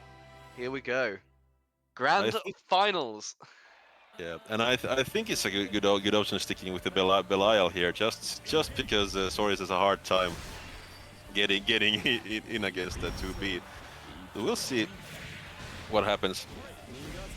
Yep, we'll get the counter hit heavy, but no conversion off it. All right. Reset into a grab, very good. Like now we are seeing a very oppressive pressure from 2B at first. Just using all the plus frames, getting the grabs. TP out. Oh, the TP back, and now the shimmy! Let's go. Lovely, you love to see it. You love to see it. Yeah, we're seeing a really strong start from Fizz coming from the winner's side. Oh, get the sugar. Ooh, the squads. I think the that best needs to be earlier, right? Yeah, and also like better options are anti-air and BP. Yeah, especially anti-air on 2B. That 2B's 2H is obnoxious. Yes. Nice air stall. Ooh, catches! Ooh! But the frame kill, accidentally frame killing yourself. Yep. All right, so we are seeing like both of these players have an edge, and I think like Belial in terms of like Fizz can't just press buttons and whiff them, but because like the constant reminder that okay, hey, I have a 5-5U and I can just spam it on you is there. And now we are seeing plus frames into command grabs and like a no way out. Ooh, good contest on that one though. Excellent. This is going to be a full corner carry. Burning all of the meter, but you've got the corner and you've got a third of the HP. Really nice. And the 2L check. And keep it meter efficient, and now we go for the kill. Ooh, very nice. Ooh, and punishable. Just use slide. Just press slide. Yeah, like they did nerf DPs, but like 2Bs like 5H is, I don't know how many frame startup, but it like there you saw like You failed to punish, so you got punished instead. Yep. Yep. Plus there. A really good showing, like from Frindy here, showing that like he can deal with 2B's bullshit with those Yeah. with that 5U and those plus frames, just getting in constantly. Ooh, Ooh! tried to U command throw. Wasn't ready for the air stall. Using the 6-6 shades, like it is a move, but like you don't see a lot of like conversions coming off of 6-6 shades, but it is a funny move and reaches really far. Ooh, the Roll 4-4. through. Yep. Oh, the sweep actually catching the heavy there. Yeah. Plus frames. And now we're in the corner. Oh, nice jump! Good jump. Yeah, good reaction. And now we got Belial in a combo. And then punish again. Yeah. Non-block this time, so basically guaranteed to get that hit with the heavy. Oh, and the counter hit again. This damage is huge.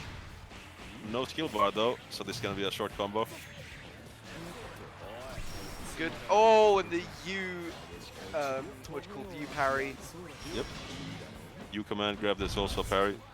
Yep. Because someone decided, yeah, that's an excellent idea. And you can't tell it's the U until after, well, you can, because the beta drops, but I'd never check. Oh, a nice DP, nice DP, let's go. Like, knowing that it can be DP'd like an entire is a very big bonus, because that is basically like, okay, if you let it get hit, you need to block, but like if you know it's coming, you can react it very good. And nice reactions on the command grab again. Like Fizz has come here to win. Yeah, it's doing really good. And the air stall again, getting the counter hit. Oh, and the medium DP connecting this time. Gets the hit, but no conversion. Go for the 6-6H. That might have been punishable, I don't know. I think it's -4 or something like that on close range. Oh, the boomer check? Yep, boomer checked. I got hit. DP hitting that time. And the DP in response. Ooh, and the and shimmy! the throw bait! Not opting for a full combo there, but it's all good. Oh, the jump heavy hitting. Opting for the Yoki, plus frames. It is a really good move on the jump heavy. You can like jump in from quite a long distance away. Ooh, Does this combo extension. No. It might kill. It's a fully grounded combo, and now we'll see what happens. Not quite. Not quite. Oh, the U command through! A very good option there. Like a few people in low rank doesn't know what to do. But basically the counter is just to jump over it, and you get a full punish. And the same goes for all of Belial's parries. The best thing you can do is jump. I say parries / command throw. Command throw, yeah.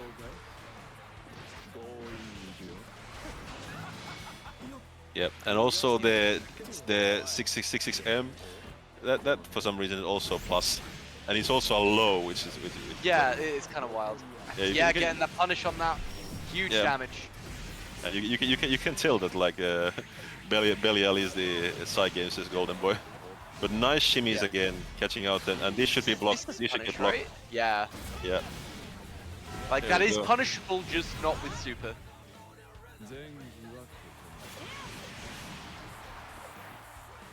Correct idea, wrong button. Right. Now we're seeing a lot more like patience from both. Like, let's do a bit of a fireball war. See. Yeah. See what happens. Oh, pod. Oh, tries to throw again, but gets the punish and base the DP. Very Spot nice. dodges. Very nice patience from Fizz, and also like also Trinity like identifying the like the fireball game. But now we are seeing like a very good like shimmies and very good defense from Fizz. Yeah, loving it. There's that medium DP again, overhead. Yeah. Like if you don't know what to do in this case, just PC away. Like don't spot dodge. Like brave counter is an option. DP out is an option. And another shimmy! Shimmies every single time. This is we blocked, right? Yeah. Yes. And we are seeing a tournament point coming up for Fizz Yeah. if he wins the next Tournament one. game. Oh, and we're going to see a character swap. Are we gonna try and see if Fizz knows how to deal with swords? Yes, we are gonna see just that. Yep. You punch. Please, you punch a lot if you Yeah. want to win. Like that. And I wish I was that- joking about that. Yeah. But actually, there is an advanced tech on that. Like if you rush punch lands on a 2B like heavy normal or medium normal, she can instantly cancel it in the spot dodge and get a punish. But it is something that very few people know. But if Fizz knows it, this will be a very tight game. Yeah. We're already seeing like very Ooh, interesting interaction with the wire there. yeah. Like you don't get pulled in if it hits armor, but you're still very minus. Ooh, and identifying where the minus frames are, very nice, Fizz. And now we're gonna see that's punishable right now. Over the Yep, back there's dash. backdash trying to shimmy. Punishable? Yes! Oh, didn't get anything off it. Yeah. And now, yes, just like Oh that. no! Just keep stuffing swords. Okay, this is very bad. Yeah, Chip damage. chip. And at that point, when you see like the rush punches at your very low HP, just BC immediately. You don't want to get the chip damage. Yeah, because that chip damage in Sora's install is insane. Yeah, pressing on the plus frames. Alright, and contesting that, the far L is -2. That is a very good place to press Ooh. buttons. Yep, nice. Waiting for the armor to go this time. And Getting we are really seeing nice damage. we are seeing very nice contest from Fizz, like in the right place, and the shimmy.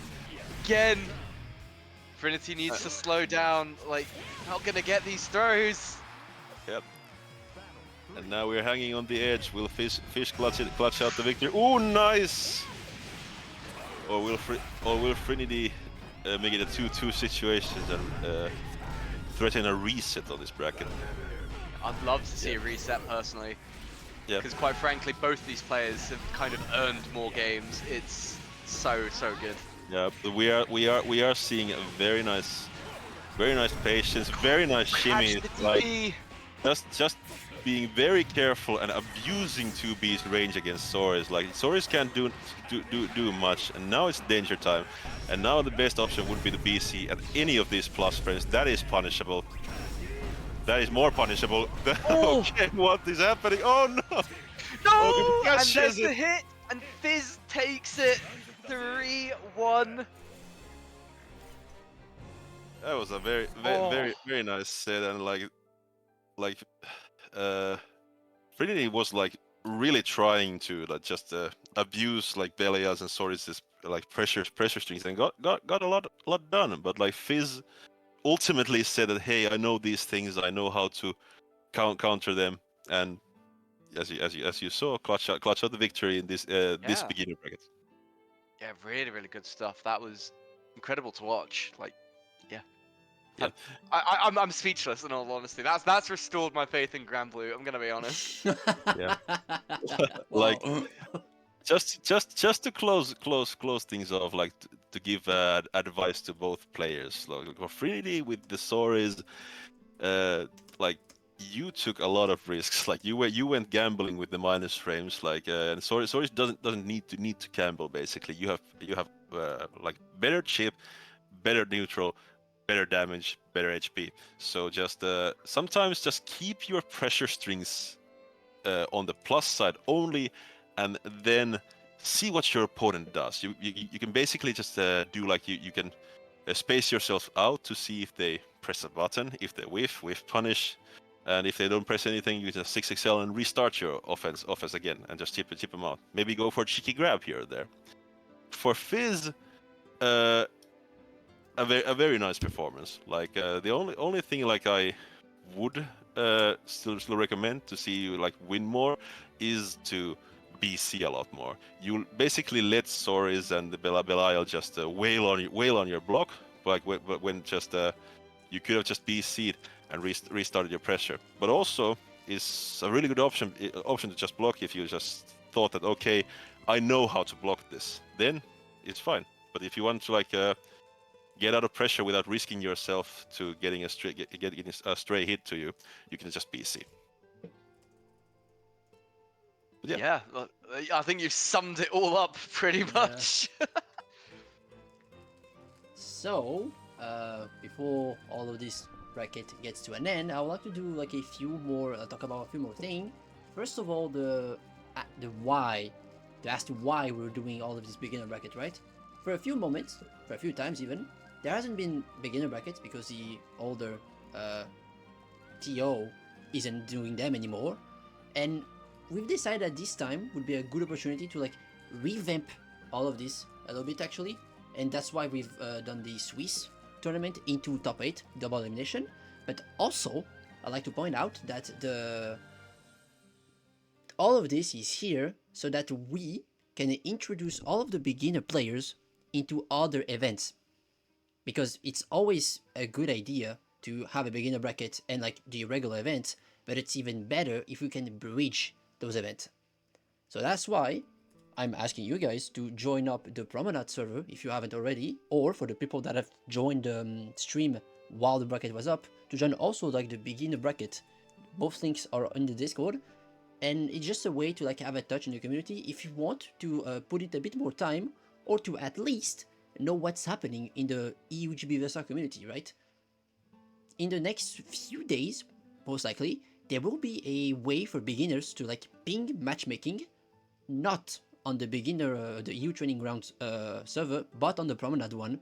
It's still being cooked up, a few little things has to be taken off, but soon enough you'll be able to like ping between the beginner and ask for better players about like information and knowledge that you may not have right now. That was kind of it. So, Yeah, can I Hello? also add on to that? yeah. If you have a local scene, look into your local scene as well. Being able Oh, to yeah. play people in real life setting as well, not just in Promenade and online. Try and look into offline events as well that are near you. If you can be a part of that local community, especially if you're a beginner, your skill level skyrockets. So I just want to add that little tidbit. Yes, and from me personally, like I started like way back when the like Lobster was doing beginner bracket, and the one thing I regret not doing more when I was a beginner was I didn't ask enough questions. Like I thought I could figure things out of my own by watching videos. Like if you find a good player and they're willing to teach you, just ask a lot of questions like what should I do, and usually they will be kind and tell you exactly like how to improve your gameplay. For me, like I shamelessly go to the best players and just tell them, hey, I've got this problem, I'm not winning as much, how do I win more? And they just tell me their secrets. And I think it's because they also want to like see the community grow, get stronger, and perhaps finally beat those monsters in America and Asia. Yeah. And adding on to what you said there, when you ask questions and ask for casuals, getting advice, it's not just you that's improving. The person that's actually answering the questions is improving as well.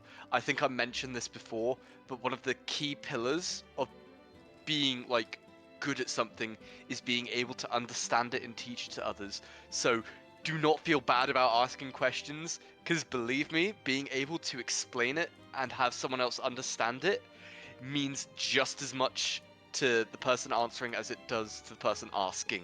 So do not be afraid to ask. So, with all of this good wisdom, we'll let the players ponder on their all of their action, all of the sick gameplay that happened today. Of course, if you have any question, everyone here is able to help. Me, Black, Momo, all of the commentators, people that are like have the roles in this server, people in Promenade as well. Anyway, everyone can help and will help you if you seek out to help. Have a good rest of the night, and see you in 2 weeks for the next beginner bracket. See ya! Bye. Don't forget to run up DP. Don't